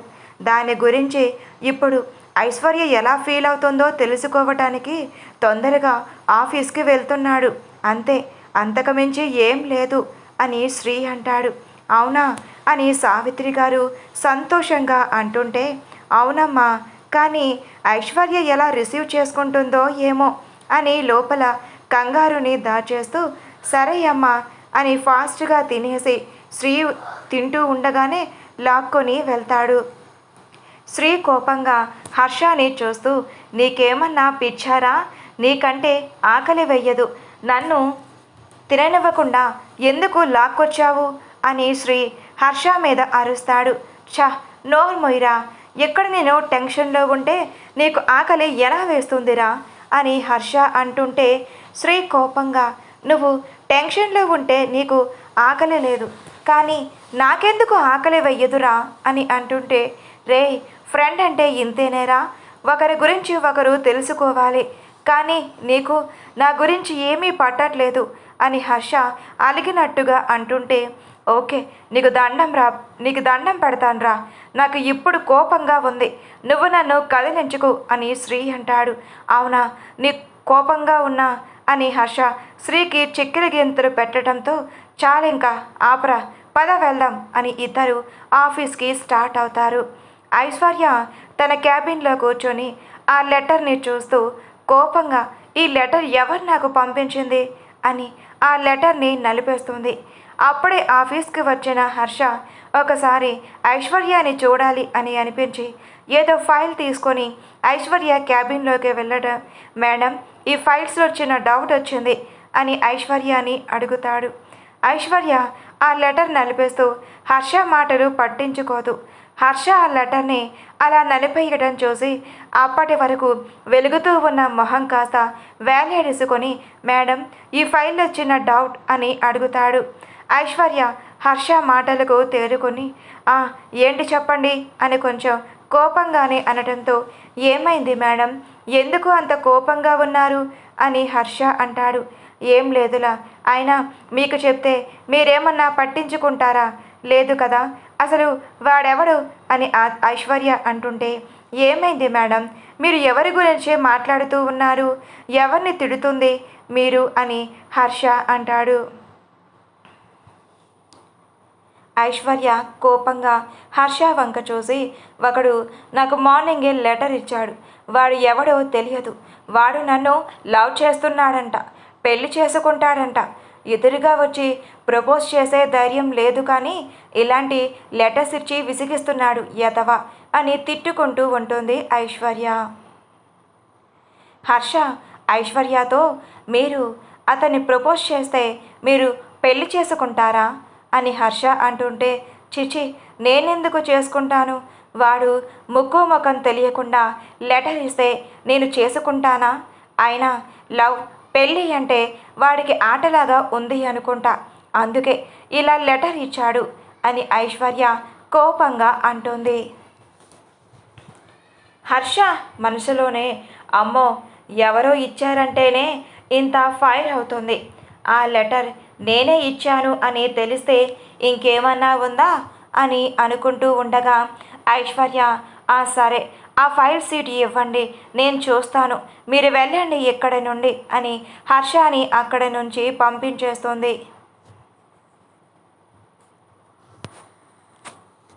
హర్ష ఐశ్వర్య క్యాబిన్ నుంచి బయటకు వచ్చి, అమ్మో, ఇప్పుడు ఏం చెయ్యాలి అని అనుకుంటూ ఉండగా హర్షకి శ్రీ నుంచి కాల్ వస్తుంది. హర్ష కాల్ లిఫ్ట్ చేసి, చెప్పరా శ్రీ అని నీరసంగా అంటాడు. శ్రీ అనుమానంగా, హర్ష, ఏమైందిరా, ప్లాన్ సక్సెస్ అవ్వలేదా అని అనడంతో, లేదురా, ప్లాన్ అటర్ ఫ్లాప్ అయ్యింది, తను ఆ లెటర్ ఇచ్చిన అతనిని ఇష్టం వచ్చినట్లు తిడుతుంది, అది నేనే అని తనకి తెలిస్తే నన్ను ఇక్కడికిక్కడే చంపేసేలా ఉందిరా అని హర్ష నిరుత్సాహంగా చెప్పడంతో శ్రీకి నవ్వు వచ్చినా అది నవ్వే సిచ్యువేషన్ కాదు కాబట్టి, ఒకవేళ శ్రీ నవ్వితే హర్షకి కోపం వస్తుంది అని ఆగిపోయి, ఒక్కసారికి అలా నిరుత్సాహపడిపోతే ఎలారా, ట్రై చెయ్యు, ఇలాగే తనకి లెటర్స్ పంపిస్తూ ఉండు, ఎప్పటికైనా తను యాక్సెప్ట్ చేస్తుంది, అయినా తను చెప్పింది కూడా నిజమేరా, ఇలా దొంగచాటుగా లెటర్స్ ఇచ్చే కంటే తనకి నువ్వు డైరెక్ట్గా ప్రపోజ్ చేయటమే బెటర్ అని శ్రీ చెప్తాడు.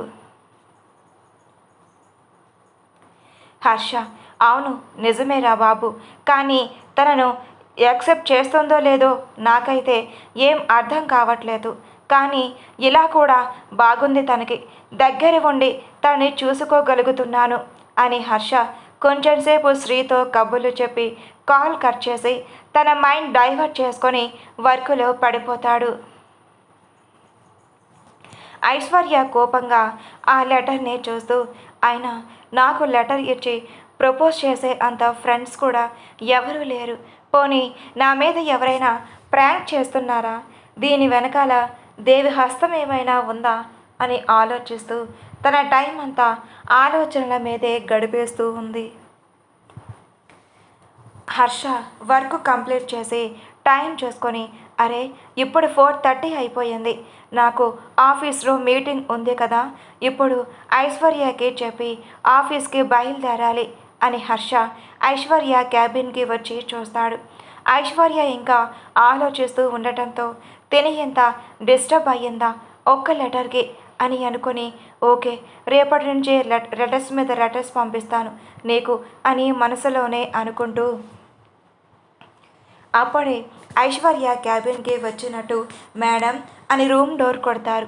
ఐశ్వర్య ఆలోచన నుండి బయటకు వచ్చి కమింగ్ అని పిలవటంతో, మేడం టైం 4:30 అయ్యింది, నాకు వర్క్ ఉంది, నేను వెళ్తాను అని చెప్పడంతో, ఏంటి ఉదయం ఆఫీస్కి లేటుగా వస్తావు, లేదంటే తొందరగా వెళ్ళిపోతావు, అసలు వర్క్ కంప్లీట్ చేస్తున్నావా నువ్వు అని ఐశ్వర్య సీరియస్ అవుతుంది హర్ష మీద. మేడం నా వర్క్ కంప్లీట్ చేసేసాను, కావాలంటే చూడండి అని హర్షతో తీసుకువచ్చిన ఫైల్ ఐశ్వర్యకి చూపిస్తాడు. ఐశ్వర్య ఇంకా హర్షని ఏమీ అనలేక సైలెంట్గా కూర్చోవడంతో, ఓకే మేడం, ఇంకా నేను వెళ్తున్నాను అని చెప్పేసి హర్ష నవ్వుకుంటూ అక్కడ నుంచి తన ఆఫీస్కి బయలుదేరుతాడు. ఐశ్వర్యకి ఇంకా ఆఫీస్లో ఉండాలి అనిపించక తను కూడా ఇంటికి వెళ్ళిపోతుంది. ఇక్కడ రిపీటెడ్ కంటెంట్ వచ్చింది, అందుకే ఇక్కడ బ్లర్ చేస్తున్నాను. ఒక 3 సెకండ్స్ మాత్రమే, గుర్తుపెట్టుకోండి. Thank you. ఇంకా స్టోరీ అయిపోలేదు, థ్యాంక్ యూ చెప్పాను కదా అని. ఒక 3 సెకండ్స్ ఇలా స్కిప్ చేసేస్తే నెక్స్ట్ నుంచి స్టోరీ కంటిన్యూ అవుతుంది. ఓకేనా?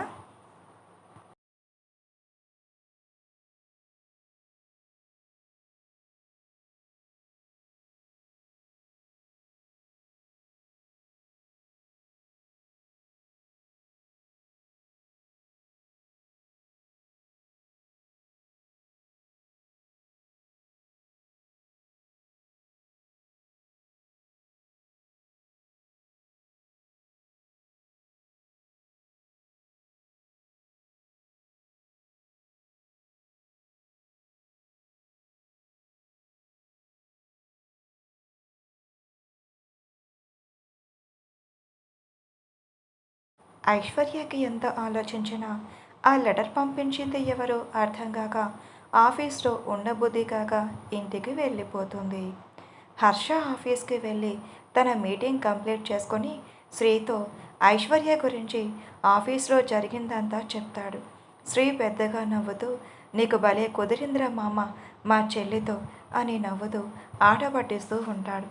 హర్ష కోపంగా శ్రీ వైపు చూసి, ఏరా నువ్వు ఎప్పుడూ ఇంతే, నన్ను అసలు ఎంకరేజ్ చేయవు, కానీ నేను మాత్రం నాకు లవ్ లెటర్స్ రాయడం రాకపోయినా ఎలాగైనా సరే తన కోసం డైలీ లెటర్స్ రాసి పంపిస్తాను అని హర్ష మనసులోనే బలంగా అనుకుంటాడు. పాపం హర్ష పంపించే లెటర్స్కి ఐశ్వర్య పాప ఎలా రియాక్ట్ అవుతుందో ఏంటో. ఐశ్వర్యకి ఎంత ఆలోచన వదలకపోవడంతో జానకి గారిని పిలిచి, అమ్మ నాకు మార్నింగ్ ఒకడు లెటర్ పంపించాడు అని చెప్పడంతో, నీకు ఇంకా ఎవరు లెటర్స్ పంపించారా? నువ్వు అసలు బయటికి వెళ్ళవు కదా, ఈ మధ్య కదా నువ్వు ఆఫీస్కి వెళ్తుంది అని జానకి గారు అనటంతో, నిజమే అమ్మా, నాకు అదే అర్థం కావటం లేదు, కానీ ఆ లెటర్ చదువుతూ ఉంటే నాకు నవ్వాలో ఏడవాలో కూడా అర్థం కావట్లేదు. ఏ అంత చండాలంగా రాశారా అని జానకి గారు ఆట పట్టించడంతో, లేదమ్మా చదవడానికి బాగానే ఉన్నా ఏదోలా, సరే ముందు నాకు ఆకలేస్తోంది, అన్నం పెట్టు అని టాపిక్ డైవర్ట్ చేసింది ఐశ్వర్య. జానకి గారు ఐశ్వర్యకి అన్నం పెడుతూ, తనతో ఇన్ని సంవత్సరాలు మాట్లాడని కూతురు ఇప్పుడు సంతోషంగా మాట్లాడుతూ కబుర్లు చెప్పడంతో జానకి గారికి సంతోషంగా అనిపించింది. కూతురి వైపే మురిపంగా చూస్తూ ఉంటుంది. హర్ష వాళ్ళ ఆఫీస్ నుంచి ఇంటికి చేరుకొని హాల్లో కూర్చొని ఉన్న సావిత్రి గారు ఇంకా వీరేంద్ర గారు హర్ష కోసం ఎదురు చూస్తూ ఉంటారు. అమ్మ మీరు భోజనం చేశారా? ఇప్పటికే టైం చాలా అయ్యింది అని తన రూమ్లోకి వెళ్తున్న హర్ష మెట్ల ఎక్కుతూ అడుగుతాడు. లేదురా, నీకోసమే ఎదురు చూస్తున్నాము, నువ్వు తొందరగా ఫ్రెష్ అయ్యి వచ్చేసాయి అని చెప్పడంతో, సరే అమ్మ 5 మినిట్స్లో వచ్చేస్తాను అని హర్ష మెట్ల ఎక్కబోతూ ఉండగా, శ్రీ ఆంటీ నేను మీకు ఒక విషయం చెప్పాలి అని శ్రీ నోరు తెరవబోతాడు. హర్ష ఫాస్ట్గా రియాక్ట్ అయి శ్రీ నోరు మూసేసి, రే ఇప్పుడు కనుక నువ్వు అమ్మ వాళ్ళతో చెప్పావంటే నా ఉసురు నీకు తగులుతుంది అని హర్ష శ్రీ చెవిలో చెప్పడంతో, సరే చెప్పండిలే, నువ్వే వెళ్ళి ఫ్రెష్ అయి రాపో అని హర్షకి పంపించేసి సావిత్రి గారికి వీరేంద్ర గారికి హర్ష ఐశ్వర్యకి పంపించిన లెటర్ గురించి మొత్తం చెప్పేస్తాడు. హర్ష ఫ్రెష్ అయి హాల్లోకి వచ్చేసరికి అందరూ హర్ష వంక చూసి పెద్దగా నవ్వటంతో, ఎదవ చెప్పేశాడు, వీడికొంది నా చేతిలో అని హర్ష శ్రీ వంక కోపంగా చూస్తూ ఉంటాడు. శ్రీ హర్ష చూపులో ఏమీ పట్టించుకోకుండా, ఆంటీ ఈరోజు ఏం స్పెషల్ చేశారు? నాకు ఈరోజు బాగా ఆకలి వేస్తోంది అని శ్రీ డైనింగ్ టేబుల్ దగ్గరకు నడవటంతో అందరూ కూడా డైనింగ్ టేబుల్ దగ్గరకు వెళ్ళి కూర్చొని కబుర్లు చెప్పుకుంటూ భోజనాన్ని పూర్తి చేస్తారు. దేవ్ ఎదురుగా కూర్చున్న కృష్ణగారు, ఇంకొకసారి ఐశ్వర్య జోలికి వెళ్ళావంటే నేనైతే నిన్ను ఏమీ చెయ్యలేను, కానీ హర్ష మాత్రం ఊరుకోడు అని కృష్ణగారు దేవ్కి వార్నింగ్ ఇస్తారు. హర్ష వాళ్ళ మాటలు చెప్పుకుంటూ వాళ్ళు భోజనం కంప్లీట్ చేసి కాసేపు హాల్లోనే కూర్చొని ఎవరి రూమ్స్లోకి వాళ్ళు వెళ్ళిపోతారు. హర్ష ఐశ్వర్యాని ఎలా ఇంప్రెస్ చేయాలి, ఎలా లెటర్ రాస్తే తను నా లవ్ యాక్సెప్ట్ చేస్తుంది అని హర్ష ఆలోచిస్తూ తన మైండ్కి ఏదో స్ట్రైక్ అయినట్టు, ఓకే తనకి కన్ఫ్యూజన్గా ఉండేలా లెటర్స్ రాయాలి అని తనలో తానే అనుకుంటూ ఉంటాడు. ఒక పెద్ద బంగ్లా ముందు కార్ ఆపిన కృష్ణగారు, ఈ దేవ్కి నేను ఎంత చెప్పినా నా మాట వినడు, కానీ ఒకసారి హర్ష కోసమన్నా ట్రై చేస్తాను అని కృష్ణగారు ఆ ఇంట్లోకి వెళ్తారు. హాల్లో సోఫాలో కూర్చొని ఫైల్ చూస్తున్న దేవ్ కృష్ణగారిని చూసి, ఏంటో మా మీద ఇంత ప్రేమ పుట్టుకొచ్చింది అని వెటకారంగా అంటాడు. కృష్ణగారు దేవ్ మాటలు ఏమీ పట్టించుకోకుండా, చూడు దేవ్, నేను నీతో ముఖ్యమైన విషయం మాట్లాడాలి అని అంటారు. సరే కూర్చోండి, ఏం మాట్లాడతారు అని దేవ్ అంటుంటే ఆయనకి కోపంగా అనిపించిన ఐశ్వర్య కోసం ఆలోచిస్తూ, చూడు కృష్ణ, ఇప్పుడు చెప్పబోయే విషయాన్ని జాగ్రత్తగా విను అని కృష్ణగారు దేవ్కి చెప్తారు. దేవ్ కృష్ణగారు ఏం చెప్తారా అని ఆలోచిస్తూ సరే అని తల ఊపుతాడు. కృష్ణగారు కోపంగా దేవ్ వైపు చూసి, చూడు దేవ్, నువ్వు ఎవరితో పెట్టుకుంటున్నావో నీకు అర్థమవుతుందా? హర్షవర్ధన్ ఇండస్ట్రీస్ వాళ్ళతో మన కంపెనీ పోల్చుకుంటే చాలా చిన్నది, కానీ నువ్వు అతనితో పెట్టుకుంటున్నావు అని కృష్ణగారు చెప్పడంతో నేనేం చెయ్యాలో నాకు మీరు చెప్పనవసరం లేదు. ఆయన నా గురించి మీకెందుకు, మీది మీరు చూసుకోండి. నా బిజినెస్కి ఎవరు అడ్డు అనిపిస్తే నేను వాళ్ళ అంతు చూస్తాను అని దేవ్ చెప్పడంతో కృష్ణగారు కోపంగా, చూడు హర్ష, చూడు, హర్ష ఐశ్వర్య కాబోయే భర్త ఐశ్వర్యాన్ని ప్రేమిస్తున్నాడు, తను పెళ్లి చేసుకుంటాడు. నువ్వు వాళ్ళ జోలికి వెళ్లకుండా ఉంటే నీకే మంచిది అని కృష్ణగారు దేవ్కి వార్నింగ్ ఇస్తారు. దేవ్ మనసులో క్రూరంగా నవ్వుతూ, ఏంటి దానికి పెళ్ళే, నేను చూస్తాను అది ఎలా పెళ్లి చేసుకుంటుందో అని దేవ్ పగులుగా అంటుంటే కృష్ణగారికి అది నచ్చక, చూడు దేవ్, నేను చెప్పాలనుకున్నది చెప్పాను. నువ్వు వాళ్ళ జోలికి వెళ్తే నీ చావు హర్ష చేతిలోనే, అది గుర్తుపెట్టుకో. ఇంకొకసారి హర్ష కంపెనీ జోలికి కానీ ఐశ్వర్య జోలికి కానీ వెళ్ళకు. నువ్వు ఎంత వాళ్ళకి దూరంగా ఉంటే నీకే అంత మంచిది అని కృష్ణగారు చెప్పేసి అక్కడి నుంచి వెళ్ళిపోతారు. అది చూస్తాను, ఆ ఐశ్వర్య ఎలా సంతోషంగా ఉంటుందో నేను చూస్తాను అని మనసులోనే క్రూరంగా నవ్వుతూ ఏదో ప్లాన్ చేసిన వాడిలాగా ఎవరికో కాల్ చేసి మాట్లాడుతూ ఉంటాడు. ఐశ్వర్య జానకి గారితో మాట్లాడి కొంచెం సేపు తన మైండ్ సెట్ అయ్యింది అనిపించి తన రూమ్లోకి వెళ్ళి ఆఫీస్ వర్క్ చేస్తూ ఆలోచిస్తూ, ఇంతకీ నాకు ఆ లెటర్ ఎవరు పంపించినట్లు, అబ్బా అసలు ఎవడు వాడు, నాకెందుకు లెటర్ పంపించాడు అని ఆలోచిస్తూ ఆ నైట్ అంతా ఆలోచనల మధ్య గడిపేసింది. హర్ష తనకి ఒక ఆలోచన వచ్చి పెన్ను పేపర్ తీసుకొని కూర్చొని ఆలోచిస్తూ ఉంటాడు. హర్ష ఆ పేపర్లో ఏదో రాస్తూ మురిసిపోతూ రేపు ఐశ్వర్య ఫీలింగ్ చూడాలి అని తనలో తానే సిగ్గుపడుతూ ఉంటాడు. శ్రీ అప్పుడే నిద్రపోతున్న వాడల్లా లేచి హర్ష సిగ్గుపడటం చూసి హర్ష దగ్గరికి వచ్చి, నువ్వు సిగ్గుపడకురా, నాకు చచ్చిపోవాలనిపిస్తుంది అని అనటంతో నీకు కుళ్ళురా, నీకు కుళ్ళు అని హర్ష అంటాడు. శ్రీ ఆ లెటర్ చూసి పెద్దగా నవ్వుతూ, ఏంట్రా ఇది, ఎలా రాజావు అని తన పొట్ట పట్టుకొని నవ్వుతాడు.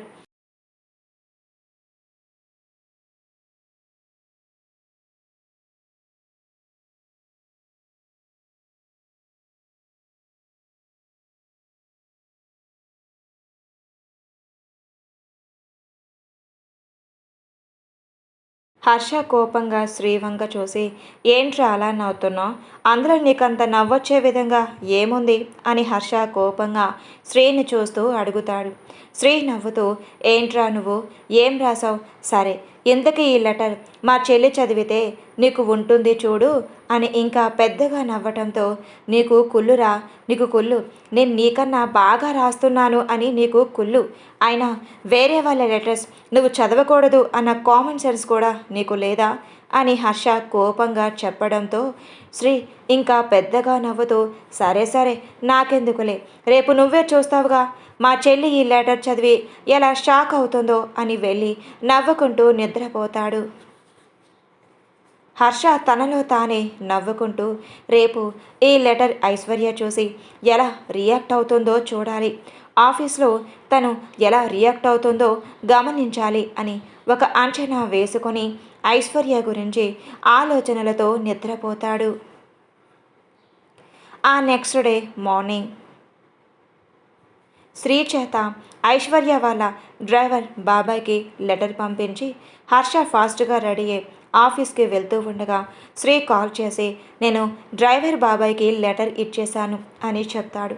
సరే, ఐశ్వర్య ఏం చేస్తుంది అని అడగటంతో, తను ఇంకా నిద్ర లేచినట్టు లేదురా అని, సరే నేను ఫాస్ట్గా రెడీ అయ్యి ఆఫీస్కి వచ్చేస్తాను, రూమ్కి వెళ్తున్నా నువ్వు అటు వచ్చేయి అని చెప్పడంతో, నువ్వు మర్చిపోయావా, నేను మన ఆఫీస్కి రావటం కుదరదు, సాయంత్రమే వస్తాను, నువ్వు ఆఫీస్కి వెళ్ళి వర్క్ చేయి, నేను ఐశ్వర్య వాళ్ళ ఆఫీస్కి వెళ్తాను అని హర్ష చెప్పడంతో, గుర్తుంది సార్, నేనేం మర్చిపోలేదు, కానీ ఏదో అలా చెప్పేశాను అని శ్రీ కాల్ కట్ చేసి, ఓకే బాబాయ్, నేను ఇంకా వెళ్తాను అని డ్రైవర్కి చెప్పేసి వెళ్ళిపోతాడు.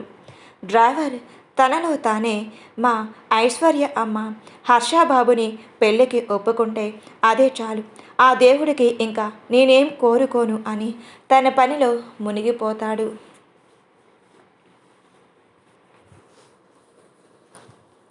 ఐశ్వర్య నిద్రలేచి, ఈరోజు వాడు మళ్ళీ లెటర్ పంపించాలి, అప్పుడు చెప్తా వాడి పని అని ఫాస్ట్గా రెడీ అయ్యి జానకి గారు టిఫిన్ తినిపించడంతో, మా బాయ్, నేను ఆఫీస్కి వెళ్ళి వస్తా అని వేరే ఆలోచన లేకుండా కారులో కూర్చున్న ఐశ్వర్యకి డ్రైవర్ బాబాయ్ మళ్ళీ లెటర్ ఇవ్వడంతో ఆశ్చర్యంగా ఆ లెటర్ వైపు చూసి, బాబాయ్ మళ్ళీ ఈ లెటర్ ఎవరిచ్చారు, అసలు వాడు ఎవడో తెలుసుకున్నావా అని అంటుంది.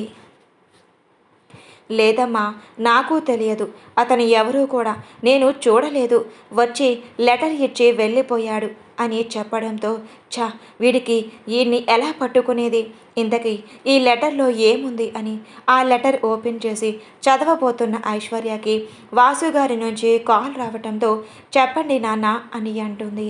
ఐశ్వర్య, నువ్వు తొందరగా ఆఫీస్కి రామ్మా, అర్జెంట్ మీటింగ్ ఉంది అని వాసుగారు చెప్పేసి కాల్ కట్ చేస్తాడు.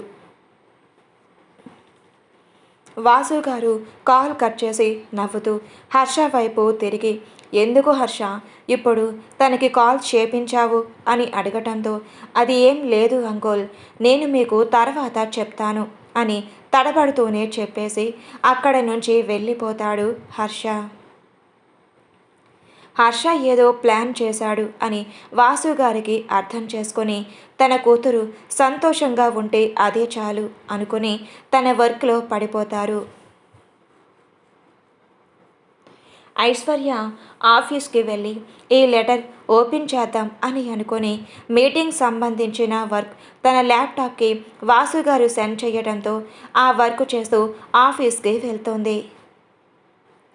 ఐశ్వర్య ఆఫీస్కి వెళ్తూ వాసుగారు తనకి వర్క్ సెండ్ చేయడంతో ఆ వర్క్ చేస్తూ ఆఫీస్కి చేరుకుంటుంది. ఐశ్వర్య ఆఫీస్ లోపలికి వెళ్ళి వాసుగారికి కాల్ చేసి, వర్క్ కంప్లీట్ అయ్యింది డాడీ అని చెప్పడంతో, సరేరా, నేను ఒక 10 మినిట్స్లో నీ క్యాబిన్కి వస్తాను అని చెప్పి వాసుగారు కాల్ కట్ చేస్తారు.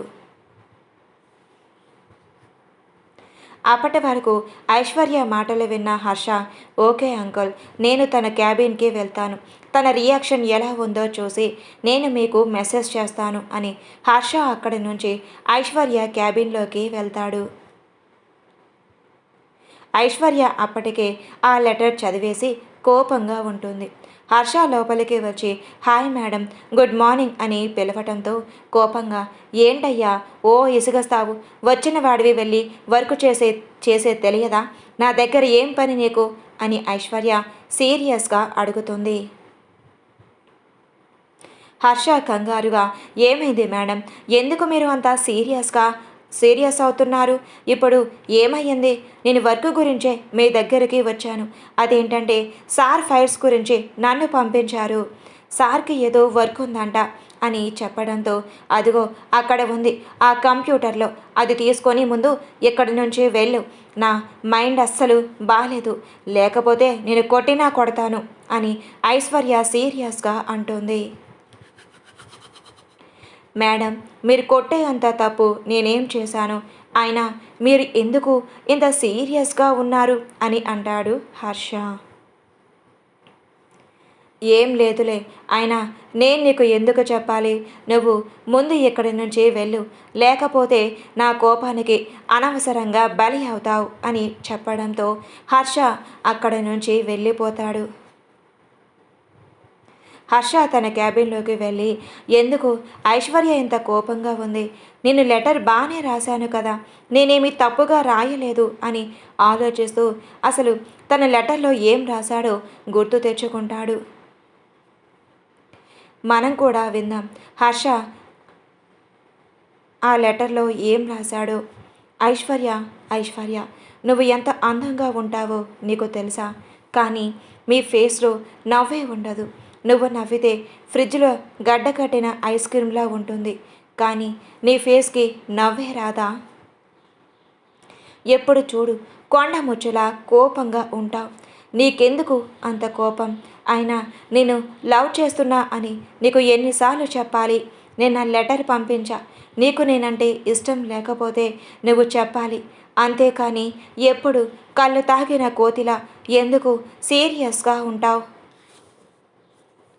అయినా పర్వాలేదు, నువ్వు ఎలా ఉన్నా నా ఐశ్వర్యవే కదా, అందుకే నువ్వంటే నాకు ఇష్టం, anyway I love you Aishu, please ఒక్కసారి ఫ్రిడ్జ్లో గడ్డ కట్టిన ఐస్ లాగా నవ్వటం నేర్చుకో, కరిగిపోయిన ఐస్ లాగా కోపంగా ఉండకు ప్లీజ్, ఇట్లు నేను ప్రేమిస్తున్న నీ ప్రియసకుడు. హర్ష అదంతా ఆలోచించుకొని నాలోనే క్రియేటివిటీ ఎవరికి అర్థం కావట్లేదు అని వర్క్ చేసుకుంటూ ఉంటాడు. ఇంతలో వాసు గారు కాల్ చేయడంతో అంకుల్ మీరు తన దగ్గరకు వెళ్ళండి, తను అసలే కోపంగా ఉంది అని చెప్పేసి కాల్ కట్ చేస్తాడు హర్ష. ఐశ్వర్య కోపంగా ఆ లెటర్ చింపేసి అసలు ఎవడు వీడికి లెటర్ రాయడం వచ్చా, ఇంత చెత్తగా లెటర్ రాశాడు, నేను ఫ్రిడ్జ్లో గడ్డ కట్టే ఐస్ క్రీమ్లా ఉండాలా, పైగా నన్ను కళ్ళు తాగిన కోతి అంటాడా, వాడు ఎవడో తెలియాలి, వాడికి మామూలుగా ఉండదు నా చేతిలో అని ఐశ్వర్య వాడిని ఇష్టం వచ్చినట్లుగా తిడుతూ ఉంటుంది. Please like and subscribe for more videos. Story ఎలా ఉందో కామెంట్ రూపంలో తెలియజేయండి. Thank you.